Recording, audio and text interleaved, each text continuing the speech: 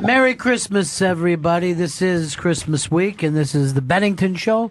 I'm Ron Bennington. There's Gail Bennington. Yo. And I am Ron Bennington. And Chris, Santa Claus Stanley with us today. Ho, ho, ho. There it is. Ho, ho, ho. Weirdo. Vito and Jen in the, as they say, the Christmas hizzle. They are in the Christmas hizzle. And I just want to say to Vito, happy birthday, Vito. Happy birthday, Vito. Today. Thank you, guys. It's a big day. Man, it's so difficult to have a birthday close to Christmas, isn't it? Yeah, I was rarely in school for it to get that fun little cake party that everybody Yeah, usually you don't gets. get the cake party. No. I never had a cake party myself. Summer Yeah. kids don't get cake parties either. I always felt really bad for like summer birthdays and for Christmas break birthdays. I would always say this, though. At least I'm not sitting around eating a cake like a little fucking sissy. Because You loved our cake. you can't look cool with people gathered around you singing some kind of stupid song at My you. mom brought this in. Yeah. My mom wanted everyone to get one small slice. Happy birthday. Happy birthday. That's what we sang. Happy birthday. We used to say, so like, and then we'd all laugh at each other and go, seriously, though, man, can't believe you're 6. This time has gone by so fast. Jen, Merry Christmas to you. I don't know whether they celebrate in Trinidad. In your native tongue, I don't know. I don't know how that is on steel drums, but you are welcome here in Midtown, where it couldn't be more Christmassy. It is. We are in Christmas Village right now. Well, it's so odd how many kind of specials and Christmas songs are based on this neighborhood alone. Yes. When you think of a white Christmas, 90% of the country doesn't stand a shot, or most of the country. Right. And of course, Silver Bell. Silver Bell, it's Christmas time in the city. Chris's favorite Christmas song. Love some silver bells. I don't like that. Love me some Silver He does. Bells. He does. I- Yeah, enough silver bells. Now, the other day I was walking. You know how you have the fake characters out there, right? Yes. And a Santa Claus said to a woman walking by, "Hey, baby, you're looking good. How about a little Christmas cheer?" And I'm like, this is a fucking Santa Claus saying this. This is not right. I turn around and go, it's 2017. We're woke, motherfucker. Yeah. It actually annoyed me rather than made me laugh about New York. Mm. But it's also, this is the first day of the wrap-ups that we're doing, the year in comedy wrap-ups. And I don't know why I just got the 3-minute thing from you, Chris. I know we went back and forth on the times, but why would this get 3 minutes? Because we said about 5 minutes a segment. Why? Oh well, we don't have to. Yeah, because we're going into best of stuff, right? Yes, we are. We're doing some best of stuff, but this ends with new material, which is about the breakout. Well, we do the breakout comics of the year, a lot of funny stuff. But the stand-up comedian of the year this year, I'll give it. There's 5 of us sitting here, and we all have different opinions on Yes. this. We do not agree. And yet I think all 5 picks are very solid. I don't know. I haven't even made up my mind yet of who I'm picking for stand-up comedian of the year. I don't know what direction I'm even going into. I'll just say this. Mr. Red Skelton, you are not out of this yet. You made me laugh as a child. I don't know if there's anyone better. But we're also going to play a couple of best of segments. And this is one I guess Vito had picked out. And it stars Jen. And this was a time that Jen, as you said, took the Christmas reins. Yes. And started to fly those reindeers. Why are you looking at me like you have no idea what I'm talking about? We're starting with the breakout comedian. Oh, we start with We're the breakout. the first segment. I was going from the bottom up. All right. So we start with some actual new material before we get into that. Yes. Fantastic. Ladies and gentlemen, if you're at home right now, you're learning about this as fast as I am. So we're not going to any best of material.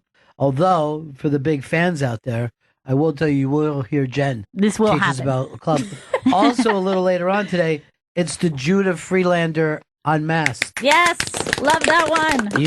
It's a big year for Judah, and you hear Judah Freelander. I think this is closest to being an Unmasked because he gets real, as the kids say. Yes, he does. He keeps it real. Real. This is real. You're all real Topeka people, you know?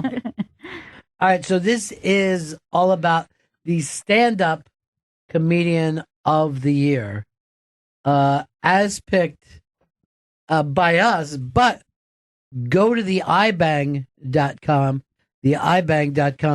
and you will be able to vote yourself. Your vote just as important as our vote is. Get out and vote, kids. Rock the vote, really. You saw what happened in Alabama last week when you didn't get out and vote.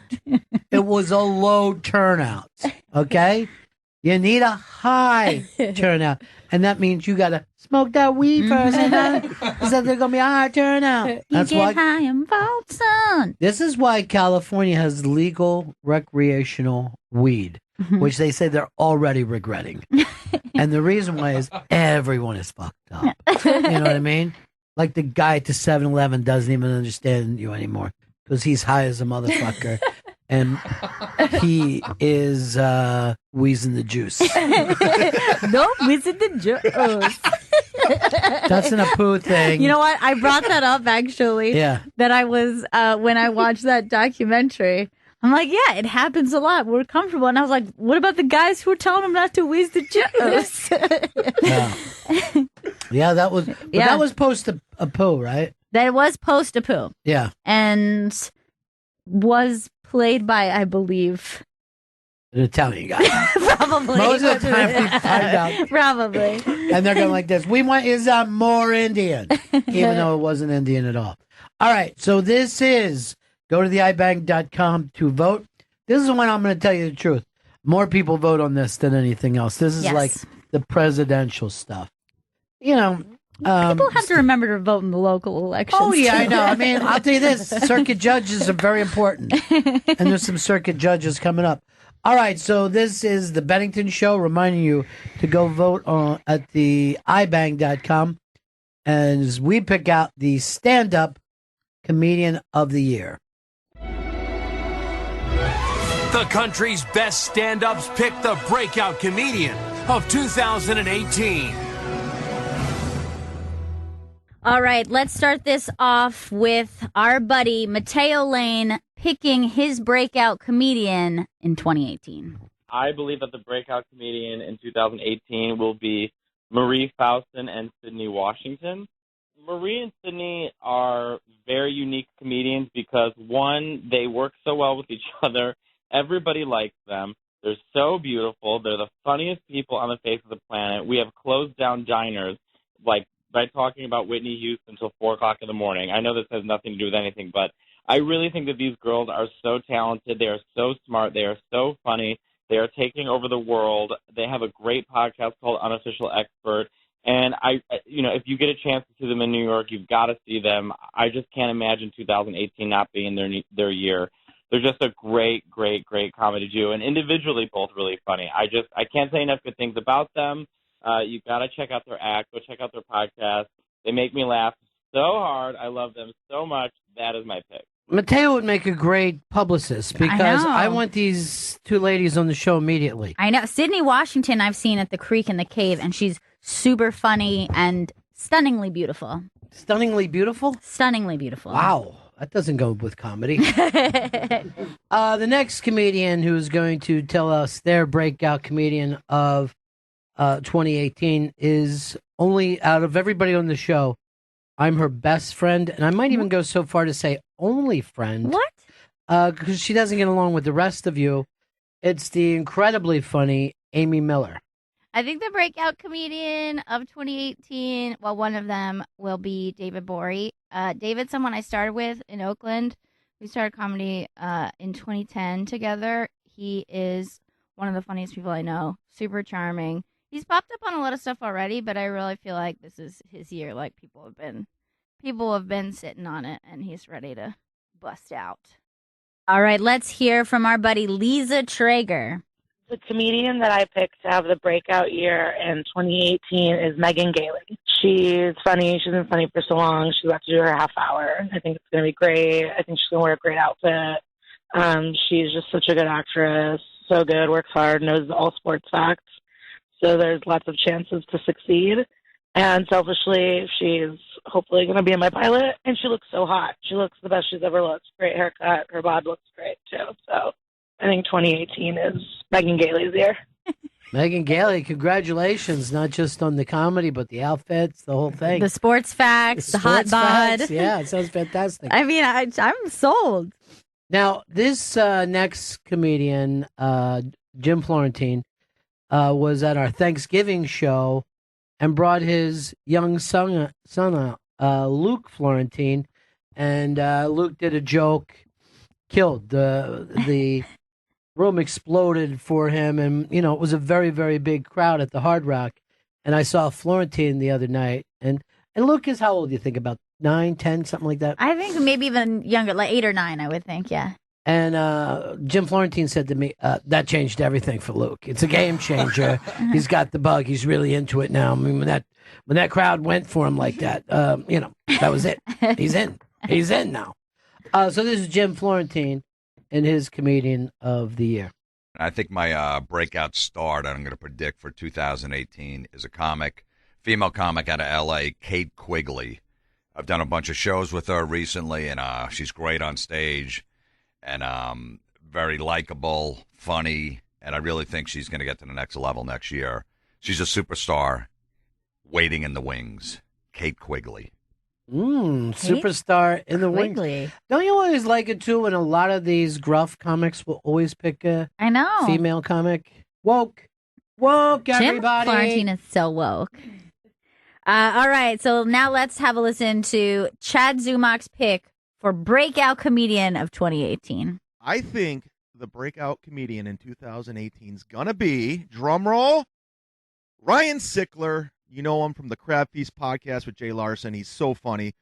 Los Angeles. Check him out if you can. Ryan Sickler on all social media. Guy makes me laugh. Chad Zumach picks his breakout comedian of the year. If you go over to the iBang, we're about to pick comedian of the year, which I will not be shocked if any one of these 10 people. I don't think there's a breakaway favorite, and I don't think there's anybody here who doesn't look like they're the comedian of the year. It's really hard this year. I agree. This is anyone's game. And we've definitely had circumstances in the past where you go, okay, you definitely have to give it to this person because they just had a massive year. But there are so many comedians who are like big rising stars at this point. Now, if you head over to the iBang, this is the piece that everybody in the industry loves, and they all read it. And that's the Club Speak, the best stand-up comedy moments of 2018 as decided by club owners, bookers, and people who produce comedy. And the thing that I love about this piece, if you're running a comedy club, you don't know what's going on in the comedy club, 2 miles away, let alone something on the other side of the country. So everybody gets the biggest kick out of this. Last year, people like Yuck Yucks, Nerd Melt, The Cellar, Gotham Comedy Club, The Comedy Attic, The Laugh Factory, The Village Underground, The Comedy Store, The Improv, The Stand, New York Comedy Club, Comedy on State, Helium, Zanies, and the list goes on, because some of the people are just, promoters of comedy. And I'll just give you a couple of these. The Comedy Attic in Bloomington, Indiana, said November 17th was Maria Bamford Day in Bloomington, as declared by the mayor, John Hamilton. It's very exciting. It's a big day for comedy. And again, if you were there, you would know it, but you don't always know this. Yeah, I had no idea. I'll give you another one. Helium Comedy Club in Buffalo, a beloved comedy club, said they thought their highlight of the year was Dave Attell sets this year. And as soon as I read that, I thought, man, that was one of my favorite moments of this year, is seeing Dave Attell come out and work on stage, because there's just nobody like him. Yeah, you he's such a unique comedian and just honestly one of the best. He's a genius. So go over to the iBang. Like I said, everybody in the industry reads this. And when I'm talking about the industry, I honestly mean the business at that point, The clubs speak the best stand-up comedy moments of 2018 as decided by the club owners, bookers, and people who produce comedy.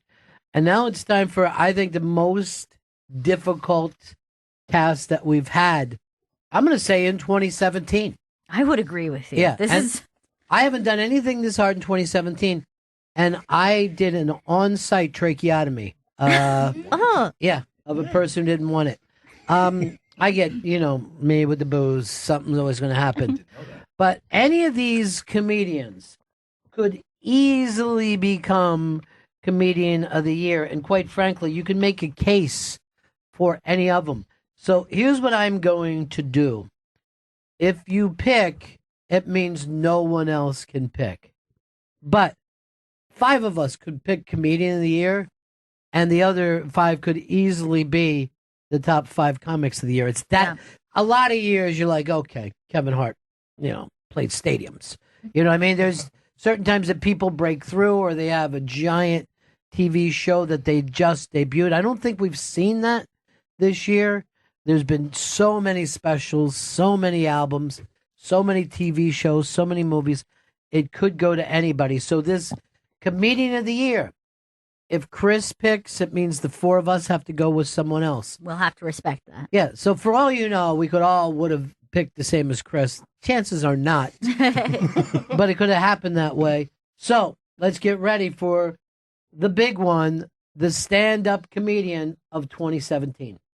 And now, here are your nominees for Comedian of the Year.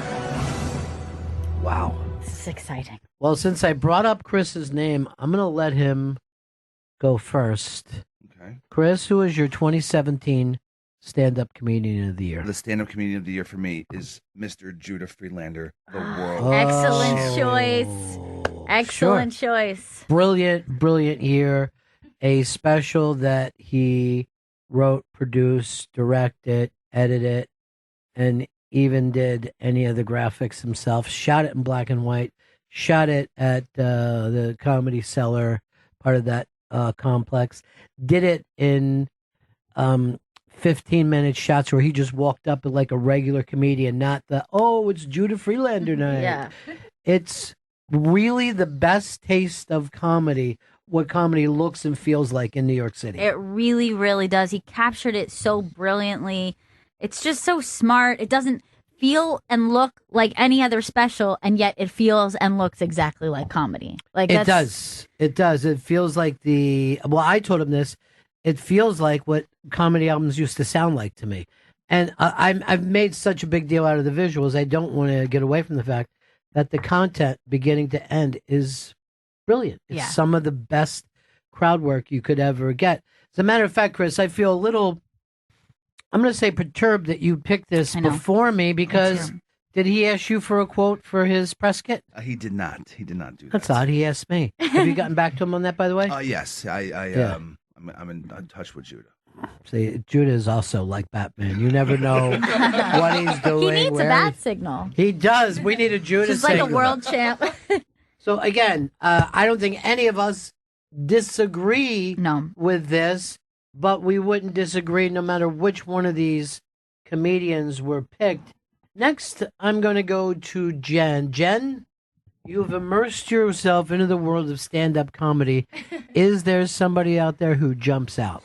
The comedian that has had the best year of her life is Tiffany Haddish. No doubt. Excellent choice. Yeah. She was the star of Girls Trip, and she was the first black person to host SNL.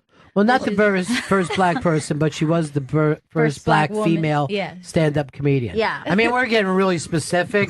But still, that is shocking. It is weird for SNL, who obviously features stand-ups all the time, that would be the first in over 40 years. In 40 years, though, if you were going to talk about black female comedians who have a giant career. Right. It's not a very long list. It's a fairly short list. You could go through it pretty quickly, although every name that I think of, and I don't want to go through it because I don't want to leave anybody out, but any name that I think of should have. Absolutely. Absolutely. They should have had the opportunity. And I thought she just crushed on that episode. She was amazing. Yeah. Yeah. And I didn't see the movie, and so that was a real Stars Born moment for me. When I was watching, I'm like, oh, man, if anybody in Hollywood is watching this knowing she's coming off of stealing a big hit movie, yeah, things are going to work out for her. And she's got one of those great backstories of going after this for years and sleeping in her car and she all had that. a big special and a book this year. So, yeah, I think that is definitely a very great pick. Both picks that we've had so far are fantastic picks. Let's go to the man we call Vito Vites Caladisi. What do you got, Vito? I think Gerard Carmichael's year. He had a big special come out. He had it was called 8 on HBO. The Carmichael show had its final season, and I was a big fan of the show all the way throughout. He's producing. It just was announced that producing a show for Nate Bargatze and Little Rel. I just think this is his year, and I just love everything he's done.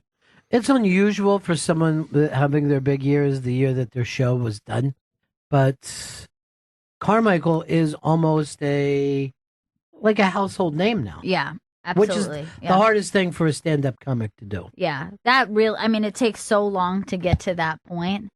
But yeah, I think that anybody who's comedian of the year, you're kind of moving into that category where it's like everybody, not just comedy fans, knows who you are, but the world knows who you are. And he even had like a bit spot in The Disaster Artist, which was like a parade of just big names in comedy.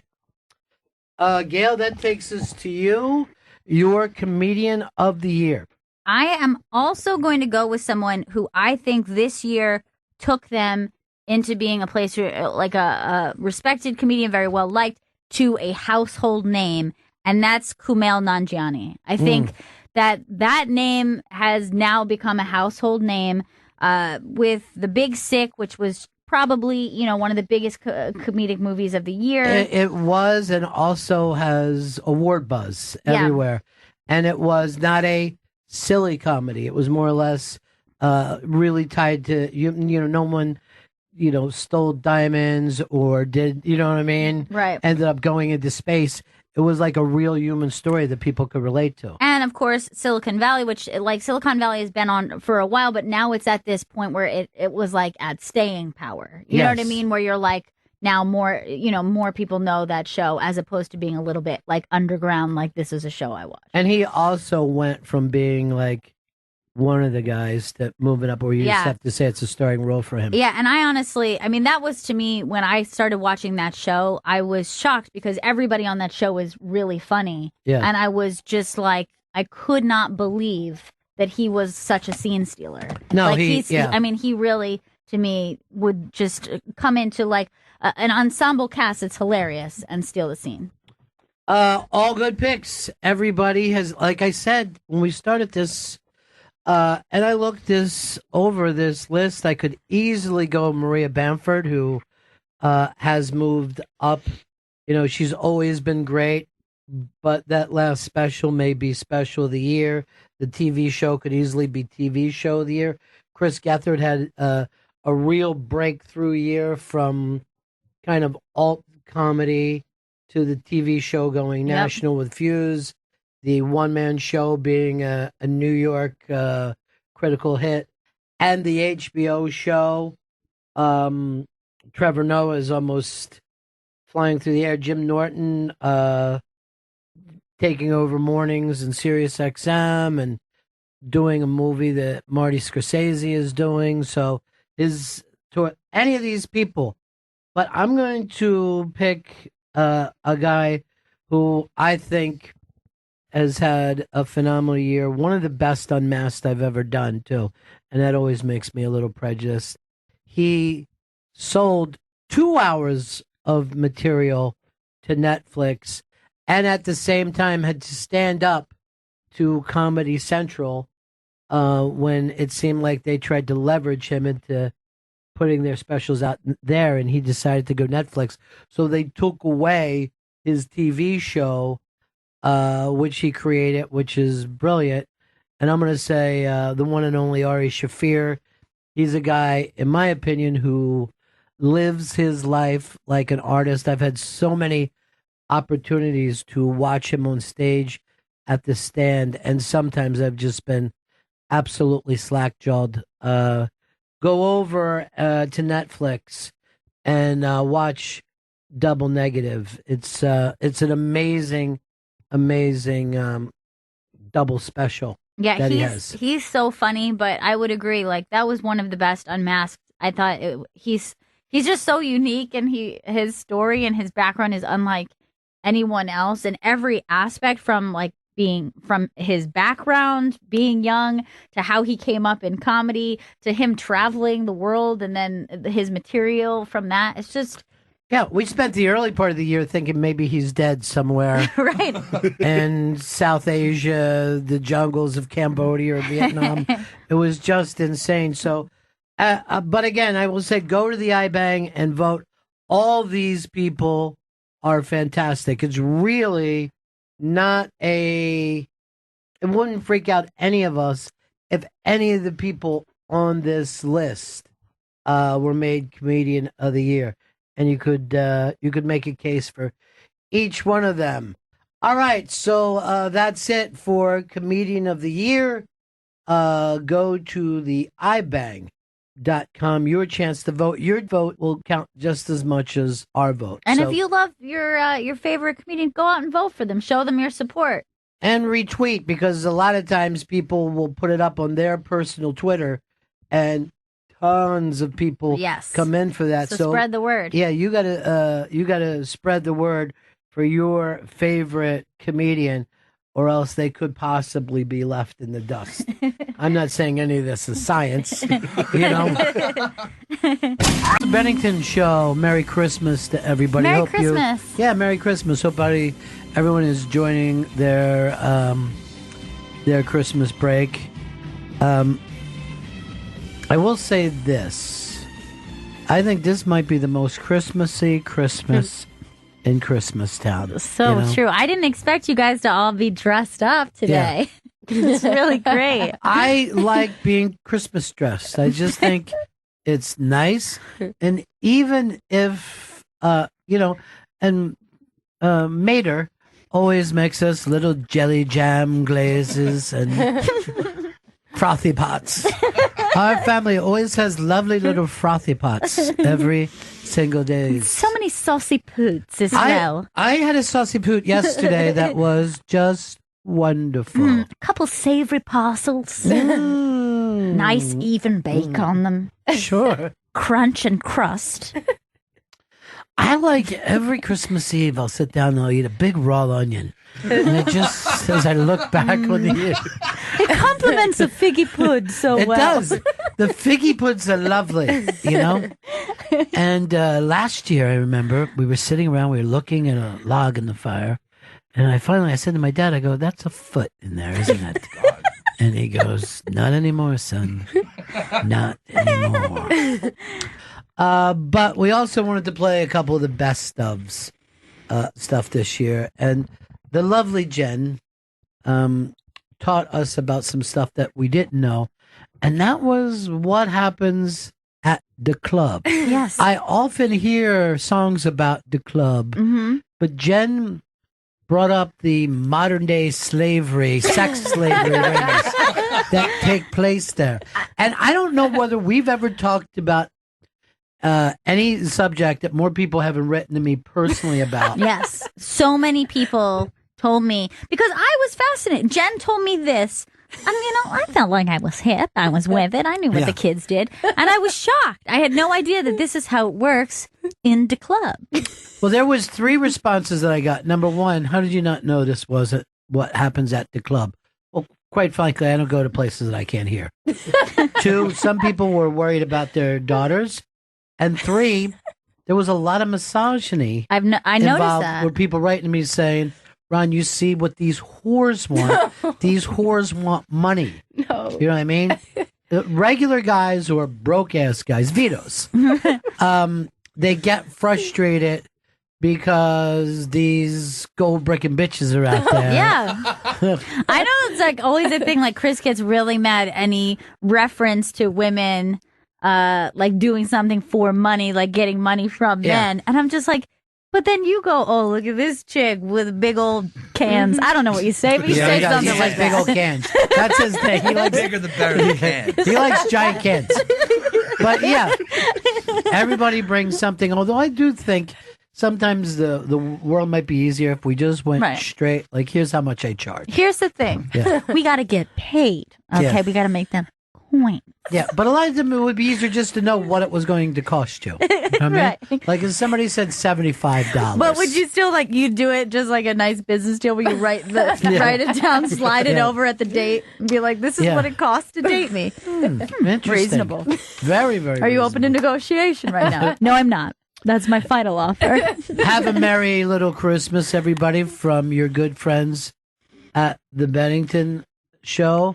And here's a little best of when Jen explained how the club scene works. It's the Bennington Show. Snowy Thursday here on the East Coast. It looks like it's coming down, though. It's like a little weird being up here with the snow kind of like accumulating on the side. It's like we're in a weird tower in the sky. Yes, we are. We're in the weird snow tower. I feel very vulnerable.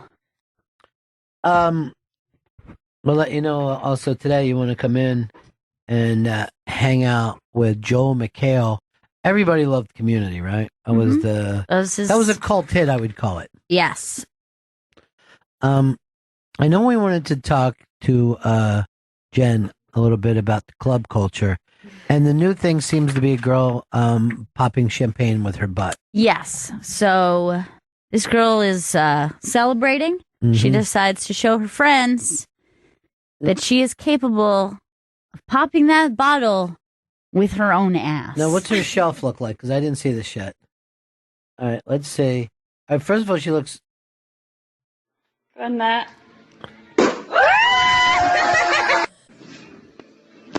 She digs that thing. I mean, it's literally like her asshole is popped up. Yeah, she digs it way up. The champagne bottle deep up that ass. Mm-hmm. Clenches, pulls, and pops the bottle. Which, you know, if you have popped a bottle of champagne on your own, you know the kind of force you have to use just with your hands. Well, you never know with champagne, though. You know what I mean? Like, sometimes it's like a pain in the ass. Other times you just barely touch it and it shoots out. That means it's too warm. Is that right? Yeah, if you open a bottle of champagne while it's too warm, that's when you get like a really violent cork pop. I love all champagne at room temperature because it tastes like sweat. It gives me that nice sweaty taste. Nice fuzzy and sweaty. I think champagne's the dumbest of all alcohol drinks. It's more like a gas high. It doesn't last long, and you get a headache. It's a like it comes on quick. Yeah. It's silly as shit. Like it's a very silly. And I want to give you a little hint here. If you're a young lady and you and your gentleman caller decide like, oh, let's just load the bathtub up with champagne and climb into it, you may get a burn. Yes. You may get an awful burn. Yes. So remember when you're clubbing around. Okay. All right, well, like Jen is our club girl, right? She is. High-end clubs. Yeah. Now, you had your party the other day. Yeah. And then Gail told me that you had a promoter for your birthday party. I was not even aware this is a thing. Who do you call? So I personally tried to reach out to my promoter, but he wouldn't answer. So three of my why do you have a friends- promoter? Because so the promoter, he works with the DJ and he gets paid based on how many girls he brings into the club. So I had like a 15-girl posse with one guy. So none of us got in free. We get to drink free. So it just works out if you go with the promoter. You drink free and you don't pay. Don't pay to get it. Now, what do you have to do? Well, you just have to be with a ton of girls because usually it's like they're setting up the tables with a guy inside who has, he has money. Right. He just wants a bunch of girls to Wait, be hold on their on. table. You sat with a random dude? Yeah, just met him that night. What? But it's fine. He just wanted a bunch of us to drink his alcohol. He just like pours it out for us. He doesn't even drink himself. Wait, Who hold is on. he? Oh, this is fucking. Now, had you met him before? No, I never met him before, but it's like Wait, not wait, a big. so it's you not a and big some deal. of your friends get assigned to a man's table? Yes. Wait, I did not even understand that part. What? Yeah. So in your group, you just roll up with 15. He just gets to sit with 15 girls? The promoter, he kind of like works with the promoter and he's like, well, yeah, I'm getting a tabled that night. And then Does the he show up promoter's alone? like, he usually has like a couple of guy friends with him. Not that many, maybe like 3 or 5. Now, do you have to touch him or does he touch nothing you? at all. Like it's like an understood thing. Like it's my birthday, these bottles, my friends. All right, Chris, you're a big dater, right? Yeah. What's in it for you if you're this guy? If you're not dating any of these girls? All right. So does he Like- hit on you at all? Like, I mean, like mildly, but like he's not overly aggressive. He's just standing there looking cool. Like he's just like, yeah, they're all with me. is this dude just trying to But like? is it known by everybody? Like, oh, that guy must have paid for a bunch of girls. I don't think so. Did they charge him for you guys getting in, or they? No, they don't charge him. No, He's just- how do Because they he know? buys bottles already, so. But how do they know that the girls are going to be the type of girls that you want to sit with all night? See, so that's when we have to up our game. It's like, because I've seen girls not get in, even though they were promised by the promoter, and the promoter's still like, oh, well, you girls all have to pay because you have, a couple stragglers in your group. Which sounds really bad, but Back in the 90s, we to called them this. scrubs. Jen invited me to this, and I wasn't even knowing what I was going to get into. Yeah. You probably would have had to fucking teabag a guy. Get your tits out. What are you doing? You're making us look bad. I'm sorry, I've never done this before. I mean, it's just a matter of wearing a dress and heels versus like some girls showing up with like flats or sneakers or something. and they don't get in, No, or they it don't looks get in. bad. They don't. They don't If get they in. said 2 girls can't get in, that would be really bad. The other 13 do. Yeah. Yeah, You two like- go catch a train. Could or would that happen? Like, if it's just like you show up with 15 girls, you say, the promoter says, you promised me 15 ladies, Yeah. but 2 of these girls That actually are happened to rolling me up in like Florida. it's laundry day. Yeah, like in Florida, it's like the same thing in the club scene, and I came with it was like 7 of us, and 2 girls had to go home. Oh, I would not. I don't They're leave a like, man "Jen, behind. I would have got sent home. No, I Dude. would not This have let that bitch is happen. wearing snow boots. like, Dude, one time we didn't go into a cigar bar because they said the Fez had baby shoes on. They said his sneakers look like baby shoes, right? So I'm with this fucking guy Z-Man, and he's going like this. Well, can't we just go in? I go, I'm not fucking doing that to a guy he came with. Fuck them, right? I was already pissed. And then he goes like this. You live close to here. Can he take him over and give him a pair of your shoes? I go, I can fucking smoke a cigar anywhere. I don't fucking need to sit here God. and fucking try to play up to these assholes. I now hate them. I'm pissed at them. First, you ain't going to see anybody's shoes. It's not like we're dancing. We're sitting there ordering food and smoking cigars. It's insane. No, the club scene. That's what I meant. Yeah, you're I'm a a club clubber. kid. I didn't I'm know. a club kid. I'm Clubber Lang is what they call me. It's a cool nickname. I'm. Thanks, Chris. It's the best Rocky. Or when you talk to these guys, what do they do for a living? They all like finance dudes? Yeah, some of them are. Why, you trying to get You're in trying on to this? break into this, aren't you? You're trying to I get can't some afford bottle them. service. Yeah, I mean, I can't would afford a imagine a bottle. guy was a drug dealer. What do they charge him for a bottle? It depends. Like it's definitely over 1,000 though, like a couple $1,000s for bottles. Of champagne or like It's like champagne. It's like 2 bottles of vodka. Most girls like Ciroc. You know, can I tell you something? Whoa. I could get you the same thing for about 125. Yeah. You could just set up in the fucking alley with me. Here's a question I have that I hear this term bottle service. So you buy a bottle, Right. Uh-huh. and then you have that bottle. Like you were at your house. You Yeah. making your own drinks? Yeah, you're Yeah. making your own drinks. You're at your table. They fucking give you a bottle of liquor. Are you the club girl? Yeah, I'm not talking to you, bro. You have to mix your own drinks and Usually a waitress you is ice there, yourself. but most of the time she walks away when there's a ton of girls. She's like, "All right, I forget this. You guys do your own drinks." So Because they know you ain't going to tip. yeah, Oh my God. I was so in the dark about it. I just thought the promoter alone was weird. Now I'm shocked because, like, how many times have I seen, like, anytime it's like pictures inside a club and then there's like dudes and then like ladies all surrounding them. Like, I just thought like those ladies either came to them naturally or they showed up. I didn't know they were assigned. Here's a weird bottle thing from Florida. They used to have bottle clubs that would open up after the regular clubs closed, right? You would buy a bottle and leave it at the fucking club, right? With your name on it. And then you'd have to buy your fucking, then you could have those drinks. And then you were tipping the guy for making drinks for you.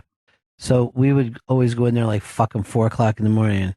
And he goes, yeah, can I help you? And I go, I'm Hank Anderson. That's my bottle right there. That's my fucking bottle. And I want to drink out of it. And this fucking place was so gross. I don't even want to bring up the name of it. But at 5 o'clock in the morning, they would come out with miniature bologna sandwiches. And it was just, it was white bread, bologna, and mayonnaise. And everybody was, fucking gacked to the gills. Then you're like, I better get something on my stomach. I haven't, I've been on a fucking 24-hour run. Give Mr. Anderson 2 of those fucking tiny little bologna sandwiches. There you go, Hank. The last thing you want to do is have the fucking real guy come in. And you're like, shit, this is crazy. I thought I was you. That's how fucking whacked I am right now. I got to tell you the truth, I don't like the whole prostitution angle to this. Yeah, I don't see it like that, though. It seems like something Arabs would do. You know what I'm saying? This seems like an Arab thing. See, if they were hitting on us and like being really gross and it was like, ew, then I would see like that perspective of it. But the guys are cool. They just want to look cool. I'm just like, so they just want to show up. Look good? How do you look cool if you're paying $2,000 for fucking girls to hang out with you? That looks fucking needy. So it's like almost like a competition in the club too. It's like one guy has like, tons of girls by his table. It's like, whose girls look better? It's like, look at these bottles I have. These ain't your girls. They're assigned to you. Yeah. That's like me bragging that I had a prettier stewardess. Okay, here's what I'm going to ask. Let's say you're at a table. You're with a guy, whatever, you and your friends. And you're like, he's nice enough, but like, you're not really having fun. But you're looking across the club, and there's a guy over there, and he looks fun, and he's like dancing. He looks funny. Are you allowed to like go? Oh over yeah, we move. I say, girls, round up. Let's go to that table. So you're like but you have to stay in the table. But what if you don't round up? You can't just be like neutral in the middle. Yeah, what if a single guy walks up and he's a good-looking dude and he wants to dance with you? Then I gotta leave. I'm going, and then they just kind of rotate us out, and new girls come in. Oh my God! Holy shit! Bad when I say it out loud. It's fucking This is awful. And it all is great in the club. This is so strange. It seems like somebody that would have to be in chains for this to happen. Jen, have you ever seen any of the promoter girls go home with one of the table men? Oh yeah, that's happened. But Tablemen, they're called like now. that time I went with Johnny Manziel, he had the same situation, but he actually, one of the girls went home with him at the end of the night. I bet. It could have been you too. No, can't. No, I mean it could have, but no, don't get down like that. How do you get down? I just want to drink and have fun and be with my own friends. Like I just try to get my friends in a good position, so they don't have to spend money.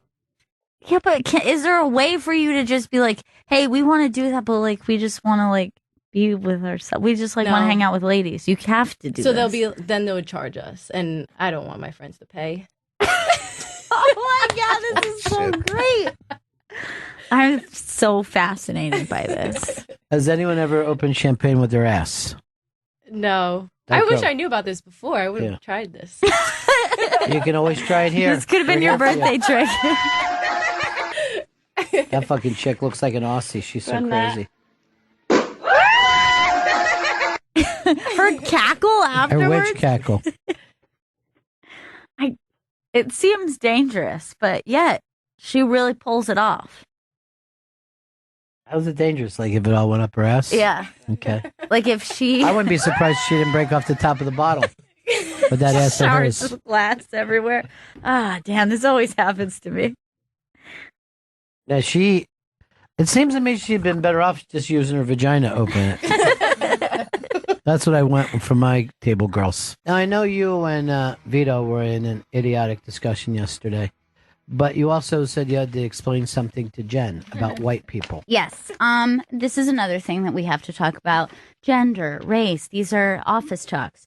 So I had bumped into Jen's shoe, and she was like, oh my gosh, so sorry. And they're so dirty. And I looked down, and she is wearing the most pristine white shoes. And I'm like, what are you talking about? She's like, I haven't cleaned them in so long. I'm like, oh, as a white person, what I am seeing is a clean shoe. And she's totally confused by this. And Jen, you claimed you did not know that white people do not clean their sneakers. Yeah, no, now it makes sense in my mind. But I had on like white Converses yesterday, and it was like a little scuffy from like the bus and stuff like that. And then, when she bumped into it, I was like, oh no, like they're so dirty, it doesn't even matter. And she's like, no, this is fine. I'm like, ew, like what do you mean? You don't clean your shoes? See, the thing is, she was disgusted at me. We think of sneakers as something to wear while we're doing sports activity or hiking. We don't think of it as a way of telling society, look how pretty my shoes are. That's the only purpose I wear them for. But I was actually thinking about this. Have you ever been on a hiking trail anywhere, and bumped into black people?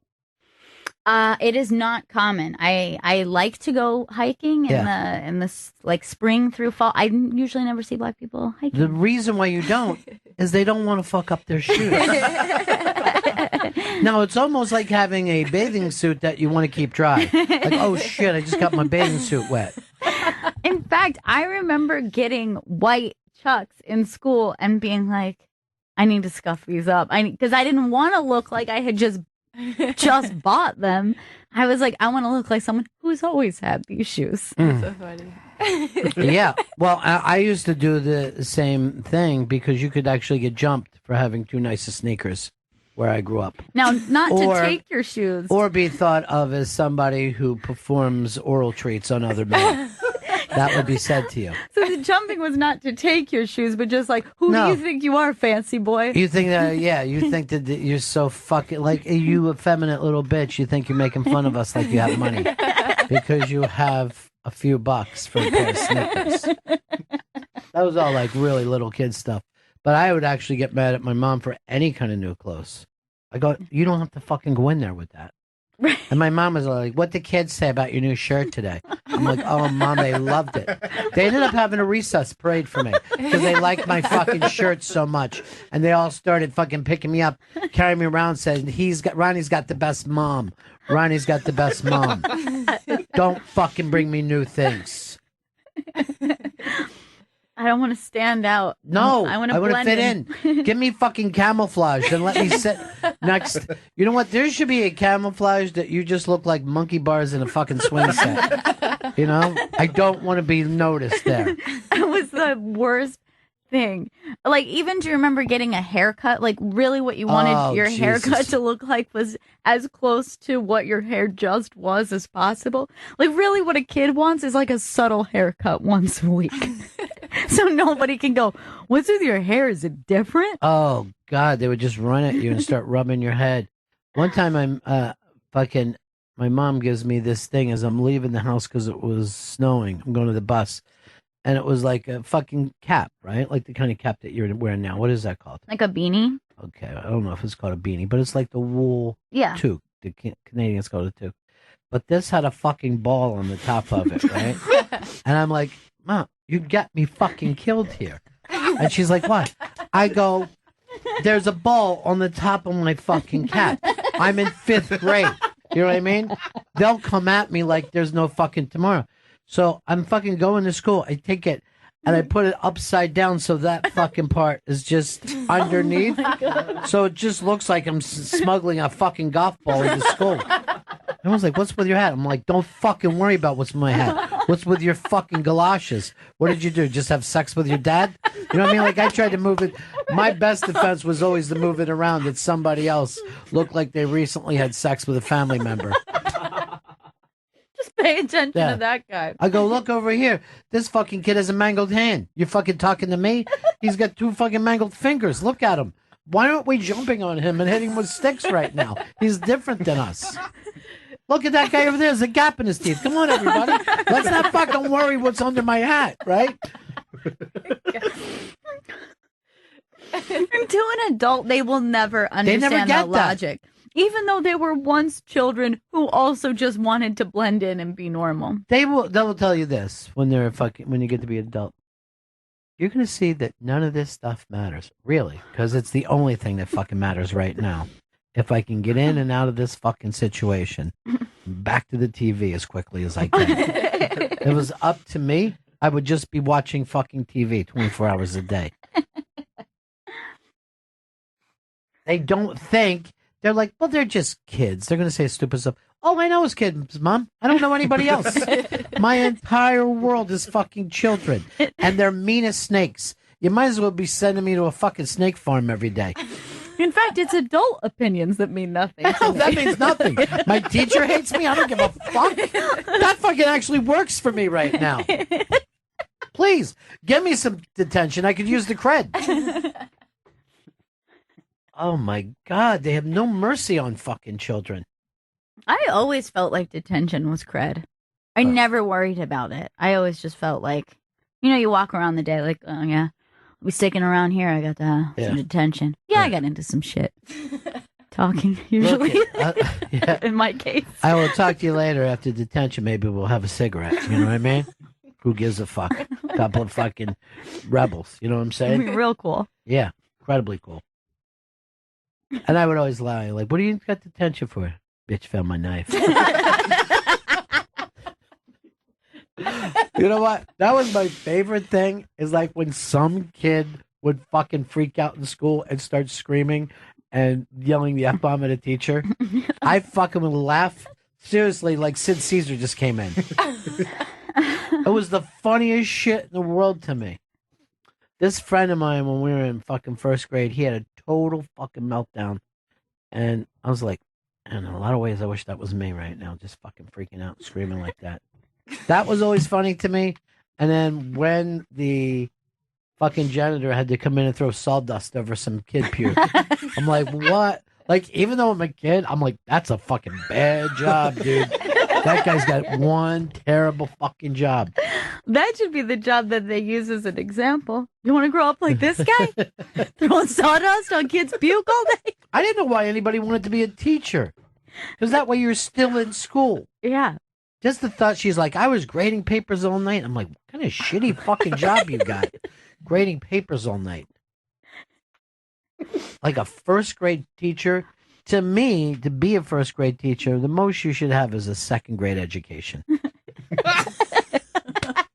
Because you're already like, you come in, hey, I do know how to make a D. Everybody watch me. Can you believe that we had to go through, and let's say this, you're not fucking writing out letters when you're a kid. You're fucking drawing letters. It's so fucking hard for you, right? And then you got have 26 of them. Yeah. Before, and I had to do print, then cursive. Did you guys still have cursive? Yes, I had to learn print. I think it's off the fun. I don't even think they're bothering with cursive now. That's really strange. And we had to, I wish I could remember the name, but we, most kids knew how to print a little bit, but then we had to learn whatever this print was that had these curly Q's on the end of them, because in their mind at that time, they were like, this is the best way to lead link them into cursive, so their hand already naturally goes like that. First of all, Nobody wanted to do this. This was horrible. Your hand never naturally goes. You're a little kid. It's all drawing. I remember in first grade, the pencil weighed like 8 fucking pounds because your little fucking hand would just slide all over. So you just have this big thing like, ah. And like, then she'd be like, well, you stay in the lines. I say, stay in the lines? I'm fucking so glad I came off making an A. It's like a fucking triangle with no bottom, but you move the bottom up into the middle. That fucking took me forever. I just handed a triangle. But I'm pretty sure this is an A. I've seen this shape before. It's close enough. Yeah. Oh, and then by the time you got the cursive and the letters don't even look like the printed letters, fuck you, dude. I'm doing some printing and some cursive. Normally, the capital letter was always a printed letter for me. Right. You're getting a big printed F, and then I'll write out the rest of finally. Coming up, it's Unmasked with Paul Schaefer, and your chance to win a signed poster, an exclusive Unmasked poster that Paul Schaefer signed for us. I think you're really going to enjoy this one, too. Yeah, this was an excellent one. I was so so looking forward to it, and I had a blast in there. Well, I don't know if you could have a better career than Paul Schaefer has. No, it's such a phenomenal, like the amount that he has done, the people he's worked with, if you line them all up, it's like a lifetime of work is just... Well, he's there in the early days of SNL, actually even with those folks, and, friends for 40 plus years with Marty Short and those kind of brilliant people. They're at the beginning of the Letterman show and ran all the way through, and the Rock and Roll Hall of Fame from the beginning, the musical director for that. Now, do you think you have a career like this and you look back on it? Is there any way to even understand what that sounds like to anyone else? Because he's been doing it for so long. This isn't like somebody who had one or two high points of his career. Do you think that at any point, somebody who started young with these phenomenal experiences could ever get the grasp? No, because I think he's a working musician more than anything else. You know what I mean? So that's a lot different than we had 3 albums that sold multi-platinum or whatever. But in my opinion, I'd rather have had Paul Schaefer's life and career than Michael Jackson's life and career. Yeah, absolutely. I mean, first of all, there is Michael Jackson. I mean, fuck that dude. I mean, he's getting too much cred these days. No, but like that's the thing is there is something that happens with somebody's success where it gets out of your own hands. You have no control over it. It's like a monster you've created. Right. But that thing of you get to work with everybody. And I was thinking the other day, I was just watching that Future Islands. Yeah. When they were on Letterman. Yeah. And it was like, you were there for that great performance. You know what I mean? I bring up that I always remember when REM, the first time I saw REM. Yeah. And they didn't have it. They were like, this is a song, we don't have a title for it yet. And it was South Central Rain. And to me, you were sitting there, and when I bring it up to Paul, you'll hear it in the MS. He's like, huh? Like you could see like that I said this unbelievable moment happened. He's like, yeah, because he's done it. 5,000 times? Yeah, whatever. I love that Future Islands moment because it really did feel like a real moment between Dave and Paul, where he's just like, "Do you like that, Paul?" And he's like, "Yeah, buddy." Like he was like, I was like, I think Dave really liked this. I know. And then he had him back on like a couple weeks later. Yeah. All right, so your chance to get the signed unmasked poster. This is actually a unique thing to have. If you have a friend or whatever that you like to win it for, it's the super tweets. You got to be a first responder, and we've got that all up on the Bennington Show Twitter right now. And at Paul Schaefer, Get at on Paul it. Schaefer and at Bennington Show, or else we won't see it. Yeah. All right, Vito, you had something that's you said was on your, and you said pea-sized brain. I don't know what you mean by pea-sized brain. Well, I got home the other night from a bar, and I get home, and on the TV is Space Jam. And I decided that's what I was going to watch as I fell asleep.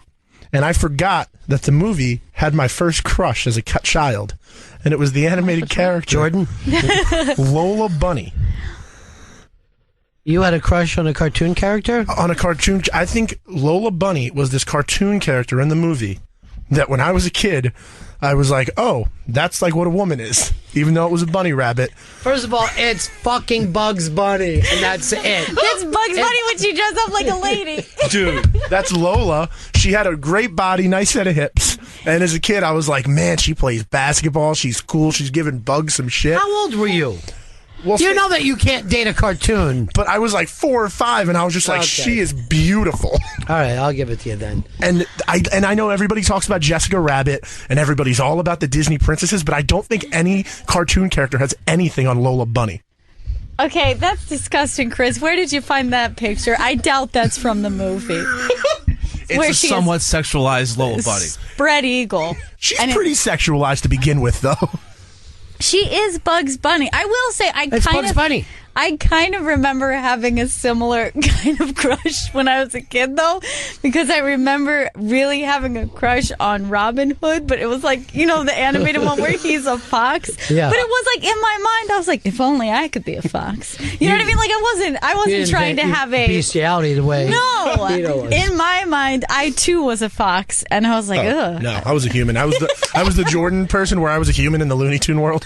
All right, now disgusting. The one that I was thinking of, we just saw her the other day, but I knew that she was a human that was put in cartoon form, and that was the great Anne Margrock on the Flintstones. Very foxy. Yes. And much more understandable than our bestiality choices. Yes. She was a beautiful rabbit. And you guys, she is Bugs Bunny, dude. Bugs Bunny There's didn't have no hips different. like that. Bugs Bunny did not have hips like that. Bugs Bunny didn't have an easy C cup. Literally the same hips as Bugs Bunny. And Margrock is pretty hot. Let's see. Well, she looks like Aunt Margaret. It's perfect. Well, and she also was very girl next door. Yeah. You know? Obtainable. Yes, she was. Very obtainable. I mean, you just happened to come across it. Now, BuzzFeed would tell you that I should be dating Aladdin. I've taken the quiz several times, and he is my hookup, my cartoon hookup. All right, let me go to Jen for this. Okay. Jen, did you have a cartoon crush? I had a woman one and a male one. First of all, this is the plot Tyson's.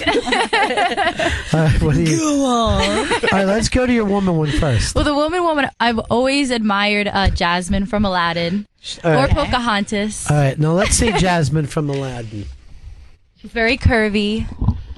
Yeah, she was very sexy, and All she right, was. Jen could play her in the movie. You like you, Jen. That's what you like.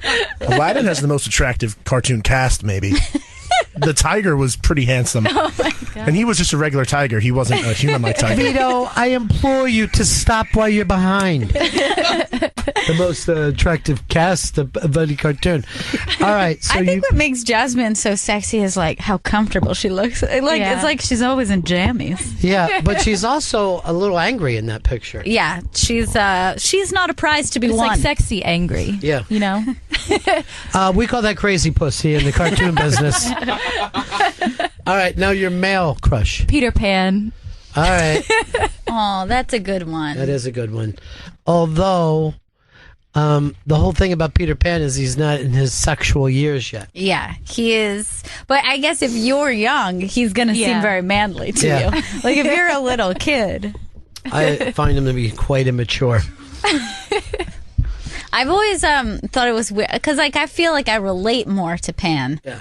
But maybe that's because I constantly stand like Peter Pan. I have had people like pointed this out, like you stand like Peter Pan. I'm constantly in Peter Pan stance. But do you know Proud. that, like, in the history of the live performances of Peter Pan, it's always been petite girls Yes. playing him, which is really, well, it's progressive, isn't it? It's very fluid. Yes, and like I guess there was like obviously they're gonna look younger like a little boy, Yeah. but just easier to get up on those strings. You know, like a bulky, like a awkward male. But that's another thing. Boys at that age are usually their voices are changing. Yeah. So Yeah. you're catching them at a rough age for Yeah. singing. That's true. Where the girl, their voice has already changed. By the way, I don't know whether you guys know this, but Vito used to jerk off to the crocodile from Peter Pan. Oh, wow. Very well. Tinkerbell was very attractive, too, but the whole being a small fairy thing was kind of a turnoff. I'd rather the human-like You would bunny. like to see Tinkerbell on the end of your cock? I would prefer Lola. I feel like that's what all human women look like to you, Vito.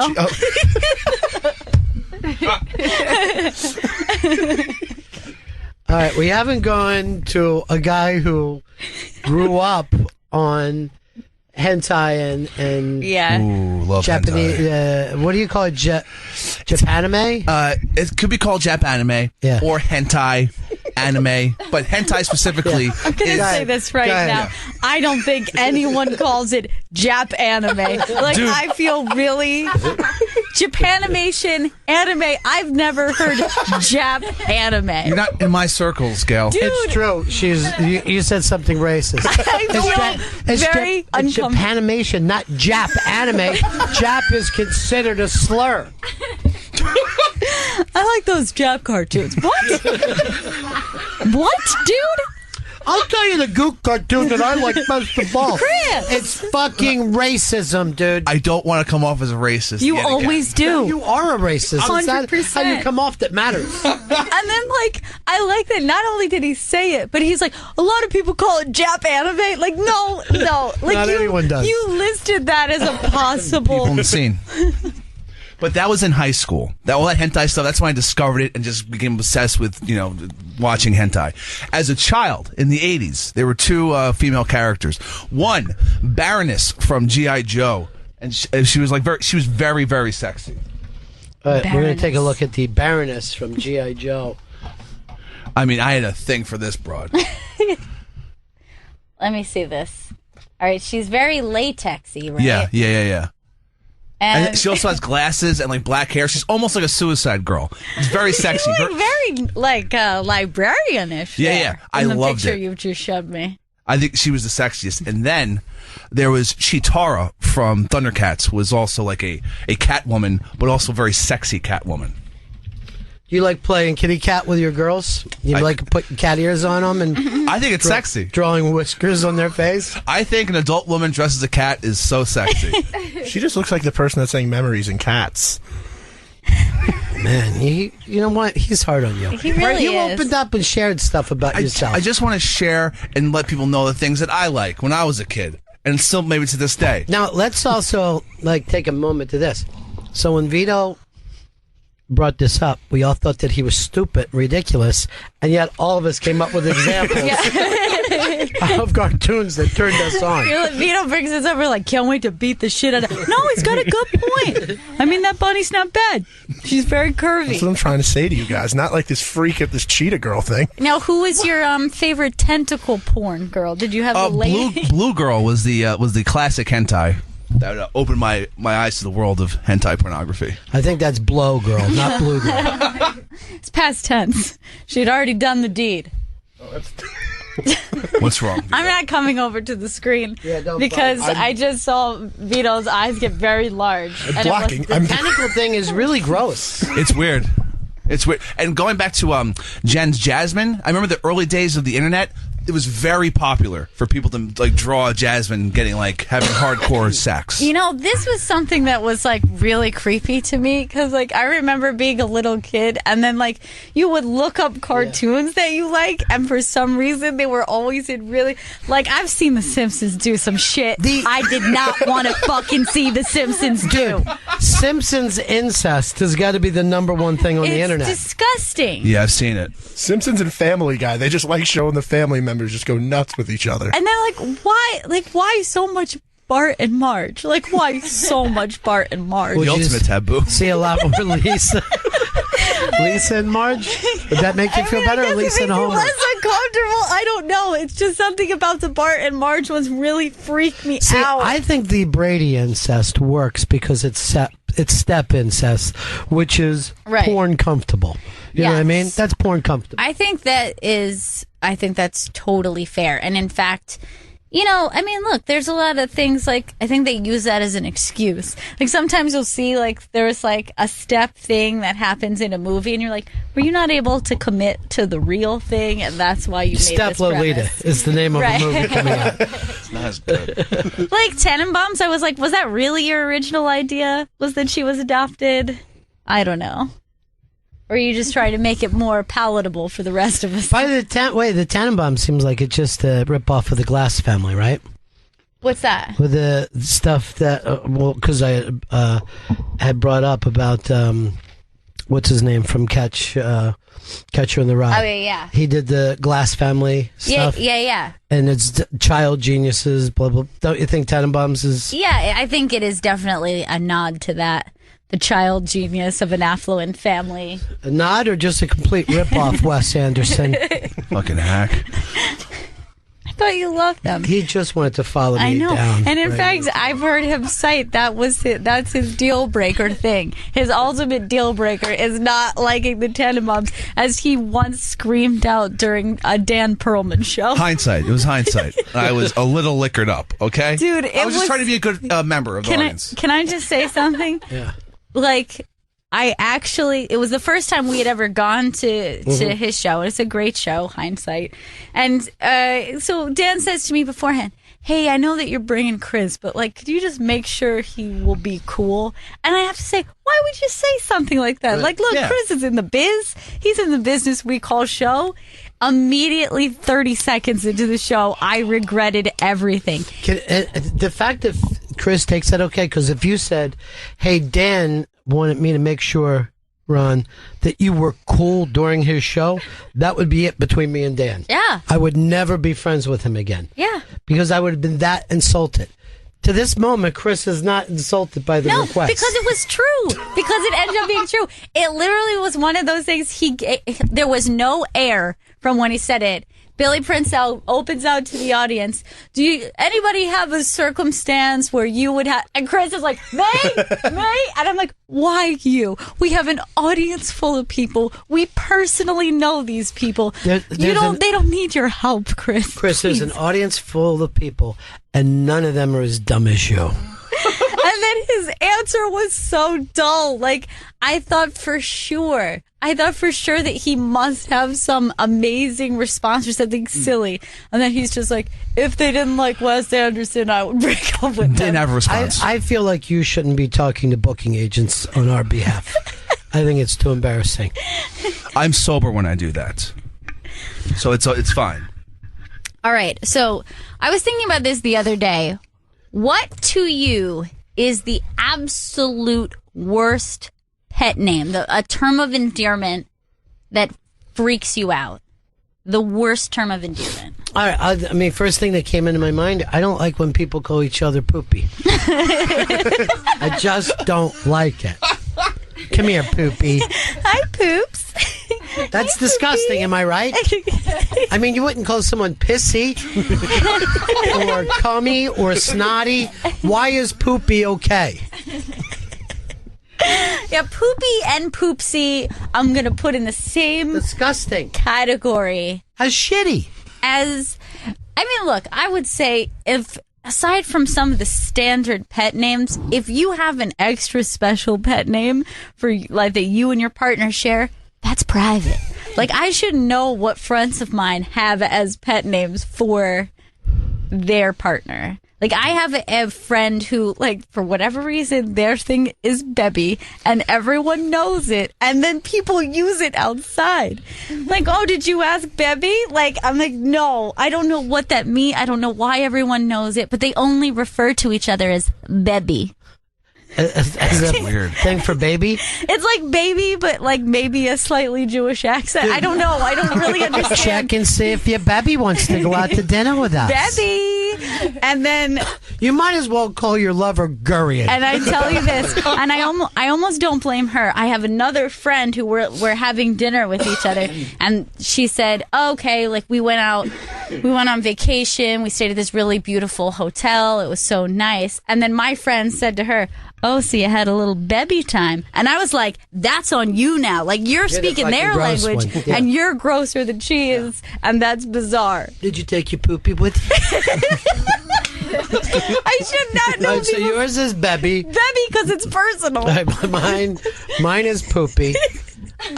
Vito, we're on to you. I've heard people call each other cupcake for a few years now, and I don't like it. One, because I've heard men call each other that as a term as you're effeminate. So when how are you, cupcake? When I hear a couple saying cupcake to each other, I think cupcake is too long. Yeah, this needs to be short. I think it'd be better if you just called her pastry. Because cupcake's not even one of the top ones. There's sweeter things than cupcakes. If we're going by, you're just dumb when you're trying. I mean, you had yourself done. I got way too into it.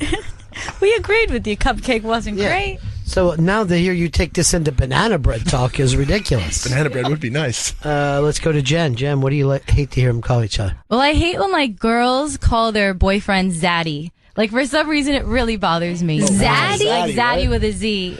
What is Zaddy with a Z? I've never heard this before. It's so annoying. I don't know where it came from, but it's like a thing. Like, I remember when Tiana Taylor called Zayn Zaddy, like, on stage when she was giving him the award, like Zaddy Zayn, and I was like, oh my god, you're just starting it up more. And then you guys heard Zaddy? I've heard Yeah. Zams, like Zam Zaddy. That's been a big thing. Wait. Zam Zaddy. I officially feel really old. Like, this is that thing that happens when you're like, that cannot be a thing. No one's saying Zam Zaddy. Nobody's saying Zaddy. Yeah, it's happening. Zam Zaddy! I've only heard Zam Zaddy. I've never heard just Zaddy. I've heard like Zam Zaddy and Zaddy come here.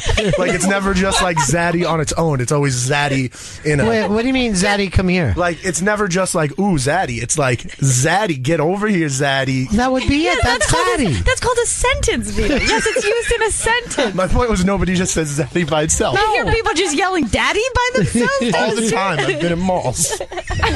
That's children actually looking for their own parent. I am I so think- freaked out by Zam Zaddy. Yeah, I think Zaddy is it ruins the daddy thing. Yeah. Is it like, are you not able to commit to daddy? I don't get it. And everybody's saying it, and like girls will write on their post for Valentine's Day, like, you know, oh, my zaddy just gave me this, and I'm like, I can't. Is it like sugar daddy? Is that what it means? No, it's like their real boyfriend. Like, Chris, Don't try. Chris, I'm trying to understand. how are you just waking up to this now, and you just figured out it had to do with daddy? Look, we all figured daddy. No, but like specifically a zaddy, like you shouldn't say it's like slang for a sugar daddy specifically. But like what's zaddy? Well, what else? It's never going to be for a father. My mom and my zaddy. All right, Vito, you might not be the dummy here, and I thought that was a lockdown. Oh my god. So Zaddy, Zam Zaddy. Zam Zaddy? I don't know. Like, that's like what By the way, that's short for sugar daddy. Now I get it. I don't like.